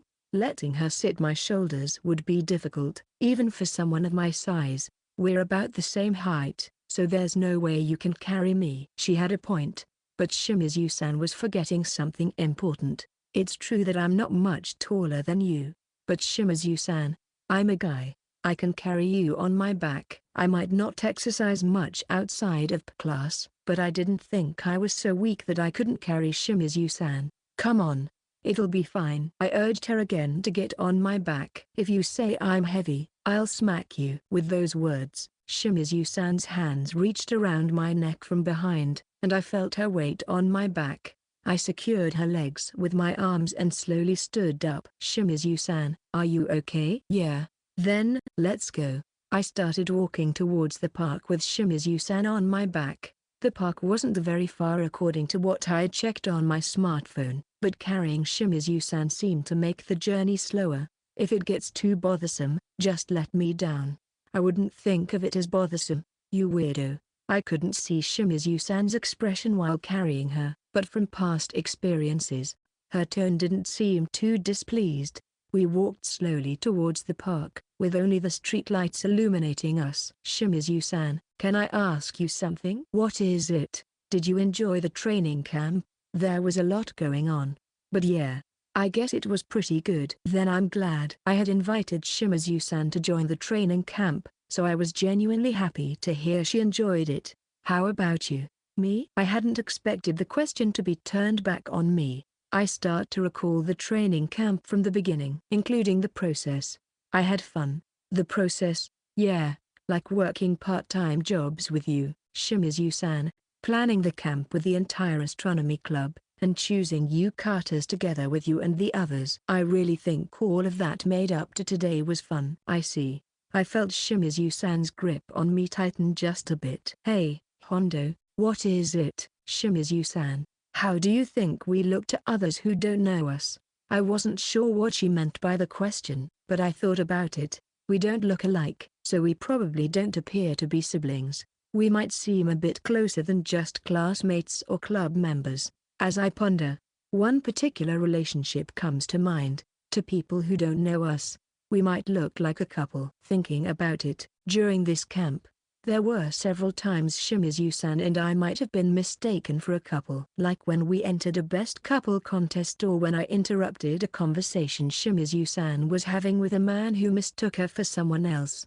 As I trace back through the memories of the camp, I realize Shimizu-san hasn't responded. Shimizu-san, wouldn't you hate it? Hate what? That's what I'm saying. Wouldn't you hate doing things that make us look like a couple? Shimizu-san was actually worried about that? My answer is clear without even thinking about it. I wouldn't hate it. I don't know about you, Shimizu-san, but I couldn't mind being mistaken for your boyfriend. You really are kind to everyone. For some reason, Shimizu-san seems to think I'm kind to everyone. I'd say it's a bother when something a bother. I think that's better for both of us. The reason I don't mind being mistaken for being Shimizu-san's boyfriend is I can't continue. Again, the reason why I think of Shimizu-san as special was something I couldn't quite put into words. Anyway, even if others misunderstand our relationship, I wouldn't be bothered by it. Shimizu-san's grip on me tightens again. It's because you're like this that I couldn't hear the rest of her words. I think she didn't say them out loud. Shimizu-san, it's nothing. Just keep looking straight ahead. Okay. After that, Shimizu-san and I walked to the park in silence. There were several benches in the park, and Shimizu-san and I sat down on one of them, leaving a little space between us. I just messaged AI-san. I told her we got a bit tired from walking around the festival and came to rest at a nearby park. That would explain why we were here. The others would probably come here eventually too. As I was thinking this, the night sky suddenly lit up with the sound of fireworks. It seemed that the fireworks had started without us noticing. One after another, the colorful fireworks blossomed in the sky and then faded away. It's beautiful. That's true. I glance over at Shimizu-san. As the fireworks illuminate her face, she has a gentle smile just like before. It really is beautiful. Yeah. Shimizu-san must have thought I was talking about the fireworks. It's a good thing she wasn't looking at me. If she had been, she would have immediately noticed my face turning red. As I was thinking this, I felt something touch my hand. Looking down, I saw it was Shimizu-san's fingers. It seemed she was trying to hold my hand. Hey, Hondo, what is it? Shimizu-san, let's watch the fireworks together here again next year. Okay. I intertwine my hand with Shimizu-san's. Will Shimizu-san still be by my side next year? More than I could easily express in words. The thought of Shimizu-san still being by my side next year filled me with happiness. To me, falling in love means wanting to be by that person's side forever. I want to be by your side forever. AI-san and Yaozuke-san's words echo in my head. I still don't fully understand what it means to like or love someone, But if wanting to be by someone's side means liking them, then perhaps my feelings for Shimizu-san are also a form of love. That's what I thought, but there's no one here to give me an answer. Hondo, is something wrong? Shimizu-san must be worried about me since I've stopped talking. It's nothing. I wonder if I am smiling as I always do right now. I still haven't found the answer. Yet, I felt that I had come a little closer to finding one than before the training camp. Epilogue. Shimizu-san and resolution. The training camp is over. Huh? On the last day of the camp, we, the astronomy club, were swaying in the train on our way home. Perhaps due to the exhaustion from the activities of the past few days, Hondo, Yaozuke, and Sito had quickly fallen into a deep sleep after boarding. We did have plenty of fun. That's true, but still, it feels kind of sad. Well, I can't say I don't understand. It made sense to feel sentimental after an event we had planned from scratch and worked on diligently had come to an end, but I'm happier about becoming Yaozuke's girlfriend than I am sad. Don't start bragging out of nowhere. It's okay to do it today. You've been going on about it until late last night. Haven't you had enough? Last night, after returning to the inn, I had to listen to her endlessly talk about how happy she was when Yaozuke confessed to her and how cool he looked doing it. But I was really happy, so I can't help it. Fine, just calm down before summer break is over. Okay, I wonder if my sister will be alright. I'm genuinely worried she might start bragging her relationship to everyone. Oh, I forgot to say something. What is it? Thank you, Kei. For what? I didn't do anything. You're the one who set up the timing for Yaozuke to confess to me under the guise of a penalty game, right? She figured it out. Thinking about it calmly afterward, it was natural to find it strange that the two of them ended up alone at just the right moment. I just wanted to make you and Yaozuke owe me a favor. Kei, you're really not honest. Say whatever you want. And now, I have another reason to support you and Daki-kun. Hearing Hondo's name, I remembered what happened last night. He held my hand back. Oh, that expression. It seems like something happened with Kei-san too. Huh?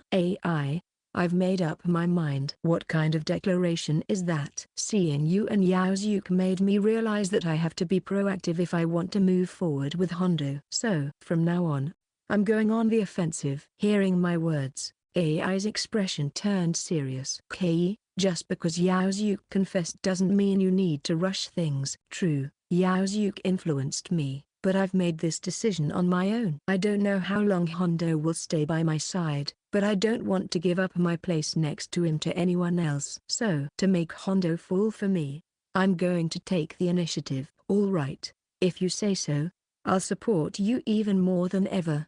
I stared straight at Hondo, who was sleeping in the seat next to me. Be prepared. It was a declaration of war directed at the sleeping Hondo. Side story. Shimizu-san and retry. One day after school, as summer vacation was gradually approaching, I found myself in front of the astronomy club room. I knocked and opened the door to the club room. Hello. The only person inside was Shimizu-san. Hey, are the other three not coming today? AI and Yaozuke are at the student council, and Sito seems to be at work. Checking my smartphone, I indeed had messages from all three saying just that. So it's just me and you today, Shimizu-san. AI and Yaozuke might come after they finish their student council activities, but Sito probably won't. It's true that student council activities can end early sometimes, so there's a chance that AI-san and Yaozuke-san might drop by the club room. What shall we do today? We can each do whatever we want. In that case, I want to talk with you, if that's okay with you. Sure, but aren't you tired of talking to me, even in class or at work? Shimizu-san stared at me intently. Maybe she was exasperated. I pondered what Shimizu-san had said. The answer came to me quickly. Shimizu-san, I always have fun talking with you, so I probably won't ever get tired of it. Wow, you're a good listener, so just talking is fun, and I'm happy to learn more about Shimizu-san and also enough. Stop it. Oh, okay. Maybe I had spoken my thoughts too directly. I get it. You find talking with me fun. I'm glad you understand. I don't have much to do today either, so I guess we can chat. For some reason, Shimizu-san's ears were bright red. Thank you, Shimizu-san. I think I'm probably wearing a smile right now. What should we talk about first? Anything's fine. You decide. All right. How about we start with the upcoming training camp? Sure. And so, Shimizu-san and I began our usual conversation, just the two of us. It must have been about 10 minutes since we started talking. There was something off about Shimizu-san today. It felt as if her mind was elsewhere. Is something wrong? Shimizu-san? What are you talking about? It seems like something's on your mind today. There's nothing. Clearly, Shimizu-san is unsettled. Proof of that is how she's avoiding eye contact now. If there's something troubling you, I'm here to listen. I said there's nothing. The clubroom fell silent for a moment. Then, the door burst open with force. Hello, Kei? Give me that. HMPH. Suddenly, Shimizu-san dashed towards AI-san, who had just appeared, covered her mouth, and disappeared outside the clubroom. Outside, the two seemed to be having a conversation, but they were speaking too softly for me to hear from inside. After about 3 minutes, they came back into the clubroom. Hello again, Daki-kun. Hello. What happened? I can't tell you because it would cause a big problem. Sorry. Is that so? It seems AI-san was about to say something she shouldn't have as soon as she arrived. Why did you come alone? What about Yaozuke? Yaozuke got called by a teacher and will come later. As the student council president, Yaozuke-san always seems to be busy. So, what were you two talking about? We were discussing the training camp until just before AI-san arrived, but right before that, we were talking about Shimizu-san today. Oh really? What exactly? I mentioned to AI-san that I felt like something was bothering Shimizu-san today. Kei-san, what do you think about that? Like I said before, there's nothing bothering me. That's what she says, Daki-kun. Seems like I was mistaken. There's no need to put yourself into a conversation between Hondo and me. Shimizu-san's sharp retort was shining as usual. So, what now? What shall we do? AI-san seemed intent on ignoring Shimizu-san's retort. Is there anything you want to do, Shimizu-san? Nothing in particular. Being with Daki-kun is enough for me, she said. I didn't say that. To me, it sounded like Kei said just that. The words AI-san heard seemed different from the ones reaching my ears. So, what are we going to do? Can I say what I want to do? Go ahead. I want to play Pretend Morals Committee Game. Morals Committee Game? That's a game I've never heard of. Our high school doesn't have a morals committee, right? So, this is an attempt to see what it would be like if we did have one. And how is that fun? It makes me feel important and happy to be in a position of authority. Be satisfied with being the vice president of the student council. Indeed, as the vice president of the student council, AI-san is already in a significant position among the students. I'm not usually the type to give orders to people. I just want to wield some power once in a while. You're exactly the kind of person who shouldn't be given absolute power. Since there are no objections, let's get started. First up, uniform check. No one had agreed, but it seemed AI-san had decided to start the morals committee game. We're checking to see if you're wearing your uniforms correctly. Both of you, stand up. I reflexively stood up. Shimizu-san also stood up after a slight delay, seemingly reluctantly. First up, Daki-kun. Yes, you're wearing your uniform properly. Pass. Thank you. I felt relieved. The criteria were unclear, but it seemed I had passed. Next, Kei. Hurry up. AI-san's gaze shifted from me to Shimizu-san. Shimizu-san didn't seem to be dressed too sloppily today. Kei looks good in the summer uniform too. Do a proper check. I am checking. You think so too, right, Daki-kun? AI-san's pass is really unpredictable. I think I've said this before, but it looks fresh and nice. You don't need to answer. So, are you satisfied with this pretend morals committee game now? No, the real deal starts now. Next, we'll do a surprise inspection of belongings. Huh?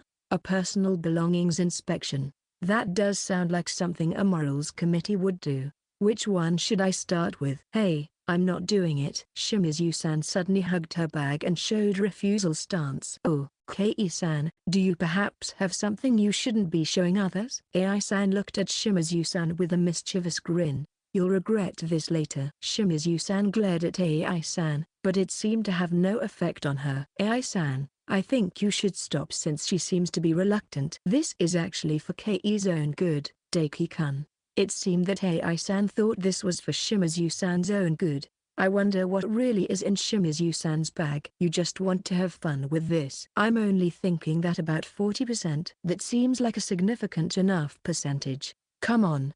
It's okay, right? You worked hard on it, didn't you? Ai-san asked Shimizu-san in a gentle voice, like a parent persuading a child. Then Shimizu-san slowly placed her hugged bag on the desk and took something out. Here, take this. Shimizu-san handed me a stylish little bag filled with cookies. Thank you, Shimizu-san. What is this? Didn't I tell you before? If I make something on a whim, you're supposed to eat it. I try to remember. Now that she mentions it, I recall something similar was said when she gave me a homemade bento before. Wasn't that about lunch? This time, I felt like making cookies. I thought cookies would be harder to mess up. Unfortunately, there were still many sacrifices. Don't say unnecessary things. I don't really get it, but it seemed Shimizu-san had worked hard on making these as well. Is it okay if I eat them here? Do whatever you want. I untied the ribbon on the little bag and took out a cookie to taste. The sweetness spread throughout my mouth. How is it? It's delicious. It is a kind of gentle taste. Wow, that's great, Kei. He says they're delicious. Shut up. If that's the case, then fine. You're happy about it but can't be honest, huh? Remember this when we get home. Maybe what Shimizu-san was worried about earlier was these cookies. Thank you, Shimizu-san. The cookies were delicious. I see. I'll give you something in return next time. Don't need it. Just eat them again if I make more on a whim. Got it? Well, now that our little morals committee roleplay is over, shall we play pretend student council next? You're actually on the student council. After that, we chatted idly as we waited for Yaozuke-san to arrive. Side Story 2, Sito and Toshiya's Memories of Summer Vacation. What is it that you want to ask of me? A few days after the Astronomy Club's summer camp, I found myself calling Hondo-kun to resolve a certain dilemma. I want you to deliver something to Matsuoka-kun. What should I deliver? A plastic model kit. A plastic model kit? Oh. Is that the one Sito-san won at the shooting gallery? That's right. I had won the plastic model kit as a prize at the shooting gallery during the summer festival a few days earlier. At the time, I didn't think much of it, but later I thought that Matsuoka-kun might be happy if I gave it to him. However, after returning home, I began to wonder where I could give him the plastic model kit without causing a scene. Can't Sito-san just give it to Toshiya directly at school? As you've seen for yourself, Hondo-kun, the plastic model kit I got is quite large. Even if I put it in a bag that doesn't show what's inside, it would stand out and there's a high chance it would be confiscated at school. That's true. The plastic model kit Sito-san got was big. Besides, it's summer vacation now, so it will be a while before I see Matsuoka-kun at school again. Then it seems a bit difficult to give it to him at school. Hondo-kun seemed to understand, so I could proceed with the conversation. That's why I thought of you, Hondo-kun, when I was considering how to give the plastic model kit to Matsuoka-kun. Is that so? Yes. Among our mutual friends, you're the only one I can contact. I see, that's why you called me. So, I'll send the plastic model kit to you, Hondo-kun, and I'd like you to give it to Matsuoka-kun when you see him. Just wait a moment. Hondo-kun seemed to be thinking about something. Is it a bother? Not at all. I'm just wondering if it's really okay for me to give it to Toshiya instead of you. What do you mean? Let's say, hypothetically, that Sito-san receives a present from Toshiya. Would it make you happier to receive it directly from Toshiya or through me as an intermediary? I paused to think. If Matsuoka-kun were to give me something, I think I'd be happier if Matsuoka-kun gave it to me directly. That's what I thought. Toshiya would probably feel the same way. It might make him happier to receive it directly from Sito-san rather than through me. Could that be true? But if Hondo-kun, who knows Matsuoka-kun well, says so. Then it might be the case. I understand. I'll give the plastic model kit to Matsuoka-kun myself. Yeah, I think that's a good idea. Hondo-kun's voice sounded even kinder than usual. But now there's a new problem. What is it? I don't meet Matsuoka-kun outside of school, so I don't have a chance to give it to him. I've never met Matsuoka-kun outside of school. It's not that we avoid each other. Neither of us has ever invited the other to hang out. So we just don't meet. I thought Sito-san and Toshiya hung out outside of school too. What should I do? Why don't Sito-san invite Toshiya to hang out and give it to him on the way back? I've never invited him before, so I wonder what Matsuoka-kun would think if I suddenly did. Knowing Toshiya, I don't think he'd mind if Sito-san invited him. Really? Yeah, so if it's okay with Sito-san, I'd like you to invite him out. I would never have come up with the idea to invite Matsuoka-kun to hang out and give him the plastic model kit on the way back. It was definitely a good idea to consult with Hondo-kun. Thank you, Hondo-kun, for suggesting the idea of inviting Matsuoka-kun to hang out. I'm glad if I could be of help. I think Toshiya would be happy if Sito-san invited him out. Can I ask you again if I have more questions about Matsuoka-kun? I don't know everything about Toshiya, but I'll tell you what I do know. So, if you're ever in trouble again, give me a call. Yeah, thank you. See you later. I hung up the phone. With that momentum, I immediately called Matsuoka-kun. The ringing lasted for about 10 seconds, and just as I was about to hang up, Matsuoka-kun's voice came through the smartphone. Hello, Sito-san? Yes, it's Sito. I'm glad you could answer. I thought you might not be able to. No, I noticed the call right away, but I couldn't believe that Sito-san was calling me. I wonder what that means. I can at least make a phone call if I have something to say. Matsuoka-kun, do you have time right now? I'm free. Even if I wasn't, I'd make time. You should say you're not free if you're not. Matsuoka-kun sometimes overreacts. So, what do you need from me? It's not a wrong number, is it? It's not a wrong number. I wanted to ask when Matsuoka-kun is free.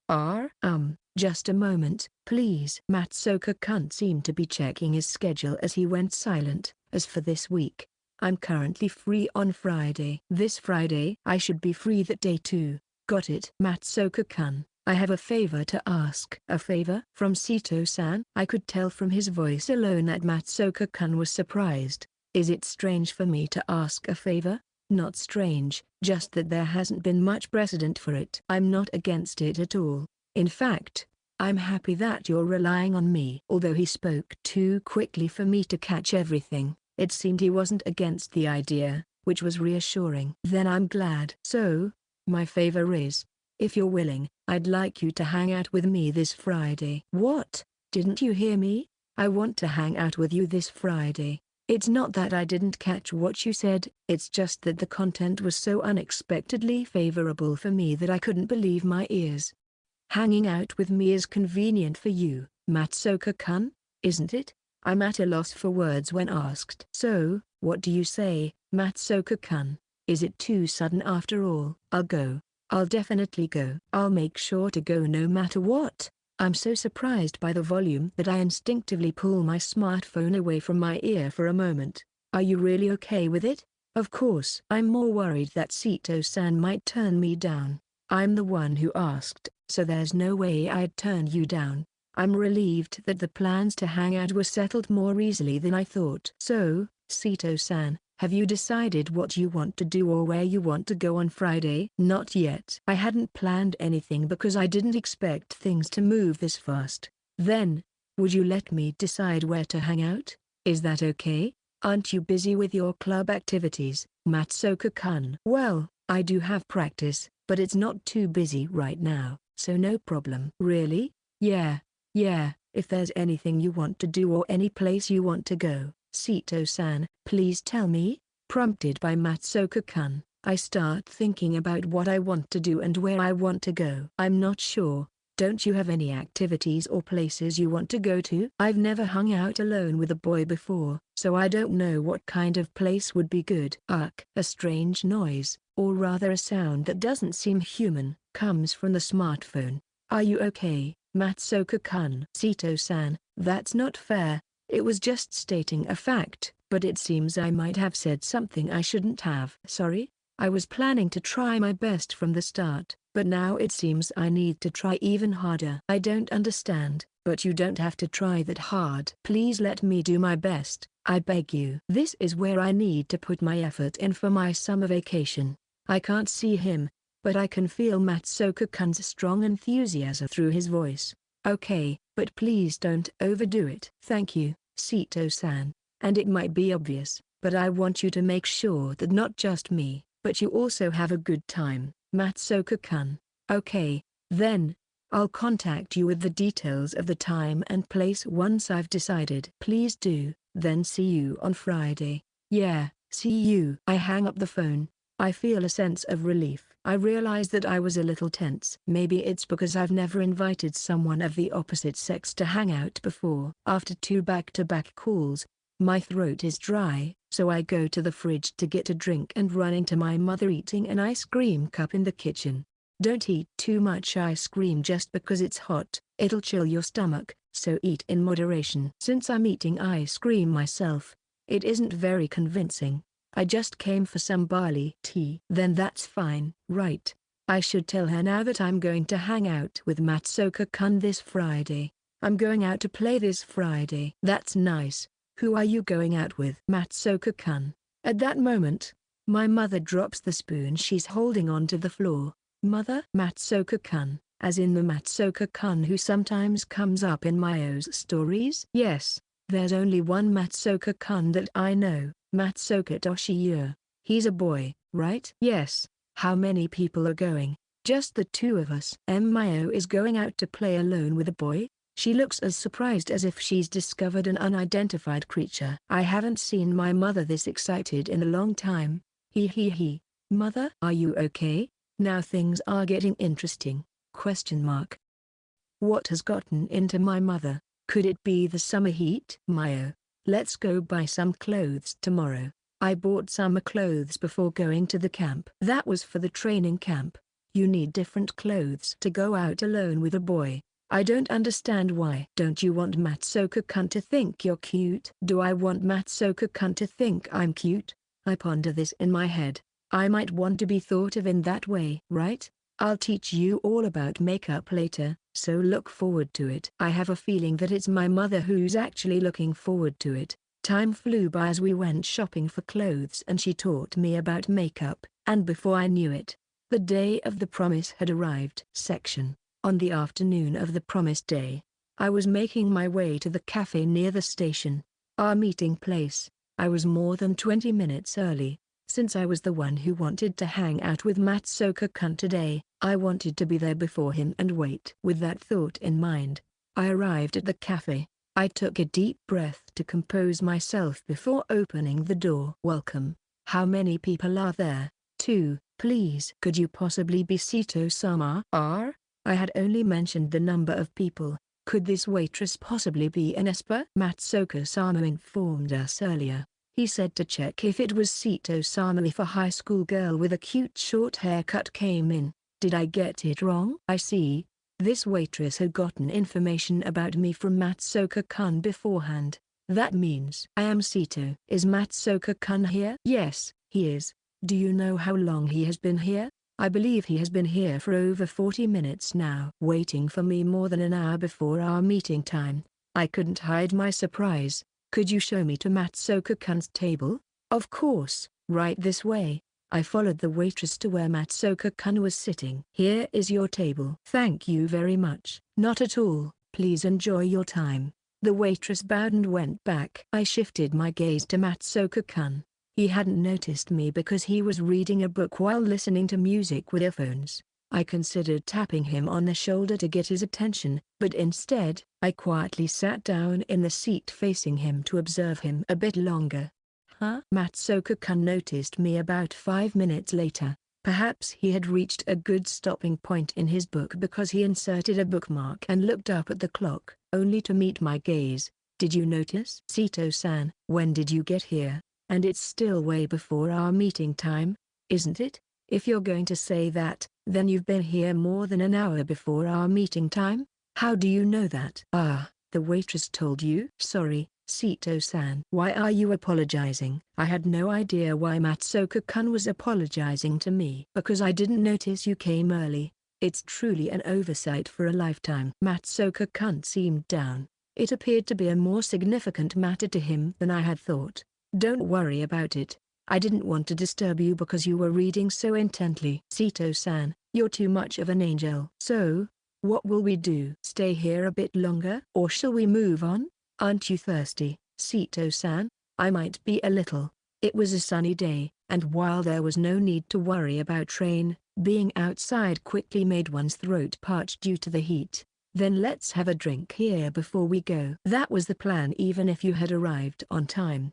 Okay. After that, Matsuoka-kun and I quenched our thirst with iced coffee before leaving the cafe section. So, Matsuoka-kun. What's the matter, Sito-san? 10 minutes after leaving the cafe, I was on a train with Matsuoka-kun. Where are we going today? Matsuoka-kun hadn't told me where we were going to hang out today. Is it okay to say it's a surprise until we get there? Is it going to be a fun place? I guarantee it.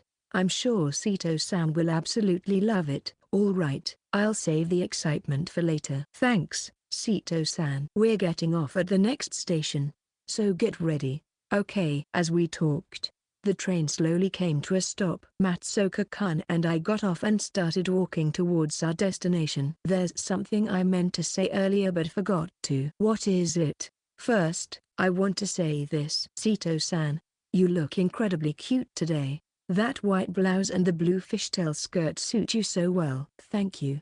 I had put in extra effort to look cute today, so I was very happy to be acknowledged for it. I want to say more, but I think it might embarrass Sito-san, so I'll stop here. But something's been on my minutes since we were on the train.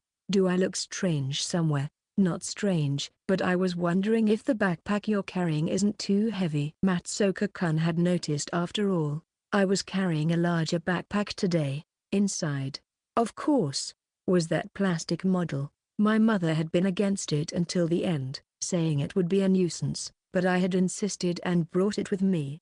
Don't worry about it. It's not as heavy as it looks. Really? If you say so. How much further to our destination? About 10 more minutes. Sorry for making you walk in this heat. No problem. Are you okay, Matsuoka-kun? I'm used to being outside for club activities, so it's fine. I took the opportunity to observe Matsuoka-kun. Even upon closer inspection, he didn't seem to be very sunburned. Sito-san, my heart can't take it if you stare at me like that. Are you the type who doesn't get sunburned easily, Matsuoka-kun? Was that what you were concerned about? I don't tend to get sunburned that much. Maybe it's just my constitution. I see. Did Sito-san get a little sunburned? Maybe a bit during the training camp. Even though I applied sunscreen, I was outside for a long time on the first day of the camp, so I did get a little sunburned. Training camp, huh? The photos of Sito-san that AI-san sent me were all amazing. That's right. AI-senpai had taken photos of me during the camp and sent them to Matsuoka-kun. Summer clothes, swimsuits, yukata. Each one was so amazing it's hard to choose a favorite. Please, it's embarrassing. Let's leave it at that. I might have understood a bit of how Shimizu-san felt when she was blushing from Hondo-kun's compliments. It's hard to describe, but it felt ticklish. Sorry. I got carried away. After that, as we talked about the astronomy club's training camp, Matsuoka-kun suddenly stopped walking. Here we are. The place where Matsuoka-kun stopped was in front of a Japanese-style building. On the wooden sign attached to the building, it read Japanese-style Cafe Kobaki. A Japanese-style cafe? Well, let's go inside and talk about it. It's hot, so let's go in. Once inside, the interior was also Japanese style, just like the exterior. Welcome. We have a reservation under Matsuoka-sama, correct? We've been expecting you. Please. This way. Following the staff member, we were led to a seat at the back of the cafe. I sat across from Matsuoka-kun. Please call us when you're ready to order. With a bow, the staff member left. What kind of place is this? A cafe? Yeah. It's a cafe that specializes in Japanese-style dishes. Matsuoka-kun said that and handed me the menu. Seeing is believing. You'll understand what kind of place this is once you see the food. I flipped through the menu. There were various Japanese sweets like daifuku, warabemochi, and zenzai. With so many Japanese sweets, could it be? As I turned the pages, I found the Japanese sweets I was looking for. Matsuoka-kun. There are so many types of dorayaki. Looking at Matsuoka-kun, he was smiling happily. I'm glad you like it. This is a cafe that focuses on Japanese sweets. I thought Sito-san, who loves dorayaki, would be pleased. I've never seen a shop with so many types of dorayaki. Matsuoka-kun.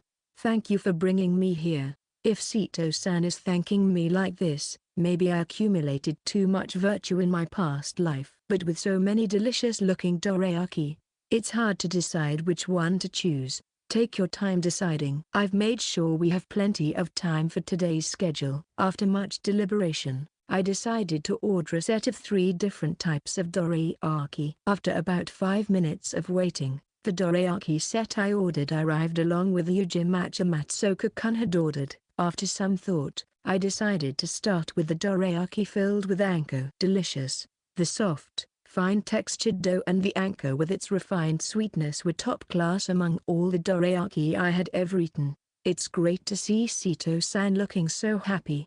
Does it look that way? I often hear from others that my facial expressions are stiff and it's hard to tell what I'm thinking. Yeah, your expression was usual, but your eyes were sparkling. Really? Sito-san really loves dorayaki, huh? Yeah, I've loved dorayaki since I was little. Come to think of it, I've never asked before, but is there a reason why Sito-san likes dorayaki so much? There is. Is it okay if I ask what it is? Indeed, I hadn't talked much about why I like dorayaki to anyone before. The reason is simple. Dorayaki is a food of memories for me. When I was little, my parents were always busy with work, and my grandmother took care of me. Whenever I felt lonely because my parents weren't around, my grandmother would always give me dorayaki. Even now, my grandmother still invites me to eat dorayaki together when I'm at home. So you have such memories with your grandmother. And now, the members of the astronomy club also share dorayaki with me, so those memories are there too. I see, so dorayaki is like a living memory of Sito-san's daily life. That might be true. This dorayaki will also become a fun memory of eating with you, Matsuoka-kun. Matsuoka-kun, who was looking at me, suddenly turned his face away. Sito-san, it's unfair to say something like that with that expression. I've never wanted to see a mirror more than I do now. What kind of expression was it? How should I put it? It was a little gentler than usual. Why did you look away? Because it was unexpected. I couldn't handle it. I understand. I'll be careful next time. I turned my gaze back to the dorayaki. Then, Matsuoka-kun and I spent about an hour chatting at the Japanese-style cafe section. How was it today, Sito-san? I reflected on the day's events. I enjoyed dorayaki at the Japanese-style cafe, searched for books at a newly opened bookstore, and watched the anime movie 21 Gram of Difference at a revival screening in the cinema. The dorayaki was delicious, the bookstore was fun, and the movie was moving. Then I'm glad. Matsuoka-kun showed a relieved smile. There's just one thing that's been on my mind. What is it? Did you have fun today, Matsuoka-kun? I got to eat my favorite dorayaki, look for my favorite books, and watch my favorite movies, but I wonder if all of that might have been boring for Matsuoka-kun. Of course, I had fun. Really? How could I not have fun watching Sito-san enjoy herself? I don't quite understand what that means, but I'm glad you had fun. Thanks for worrying about me. Matsuoka-kun smiles. In that moment, I finally remember the main purpose of today. Ah, what's wrong? It's nothing. No, it's something. You've just made it more mysterious. It's time to fulfill today's true purpose. Huh? What? Judging by his expression, Matsuoka-kun has no idea what I'm talking about. I take off my backpack and pull out a bag containing the item in question. This is a souvenir from the training camp. I hand it over to a dumbfounded Matsuoka-kun. Is this the plastic model Matsuoka-kun mentioned he was interested in before? I won it at the shooting gallery. Curious about his reaction, I watch Matsuoka-kun, who is making a face I've never seen before. Is it not the one you wanted? No. It's exactly the one I wanted the most. Then why are you making that face? Because today, Sito-san, I've been having fun all day, and on top of that, you surprised me with the plastic model I wanted the most. I don't have anything to give back to Sito-san. Matsuoka-kun seems to think he needs to give something back to me for some reason. You don't need to give anything back. I'm happy just knowing you're happy about it. Sito-san, isn't there something you want me to do for you? There is. Tell me. When we both have time again, I want to hang out like we did today. And next time, I want you to tell me about the things you like. Matsuoka-kun's face went blank for a moment, then he smiled. Got it. Let's hang out together again, just the two of us. Next time, let's go to karaoke or an arcade. I'm looking forward to it. I had intended to say that I didn't want him to do anything for me, but the words that came out were that I wanted to hang out again. Maybe I've become more selfish than before. Perhaps Matsuoka-kun has changed me, but that's probably just passing the blame. With these thoughts, I head home with Matsuoka-kun. End of Volume 3.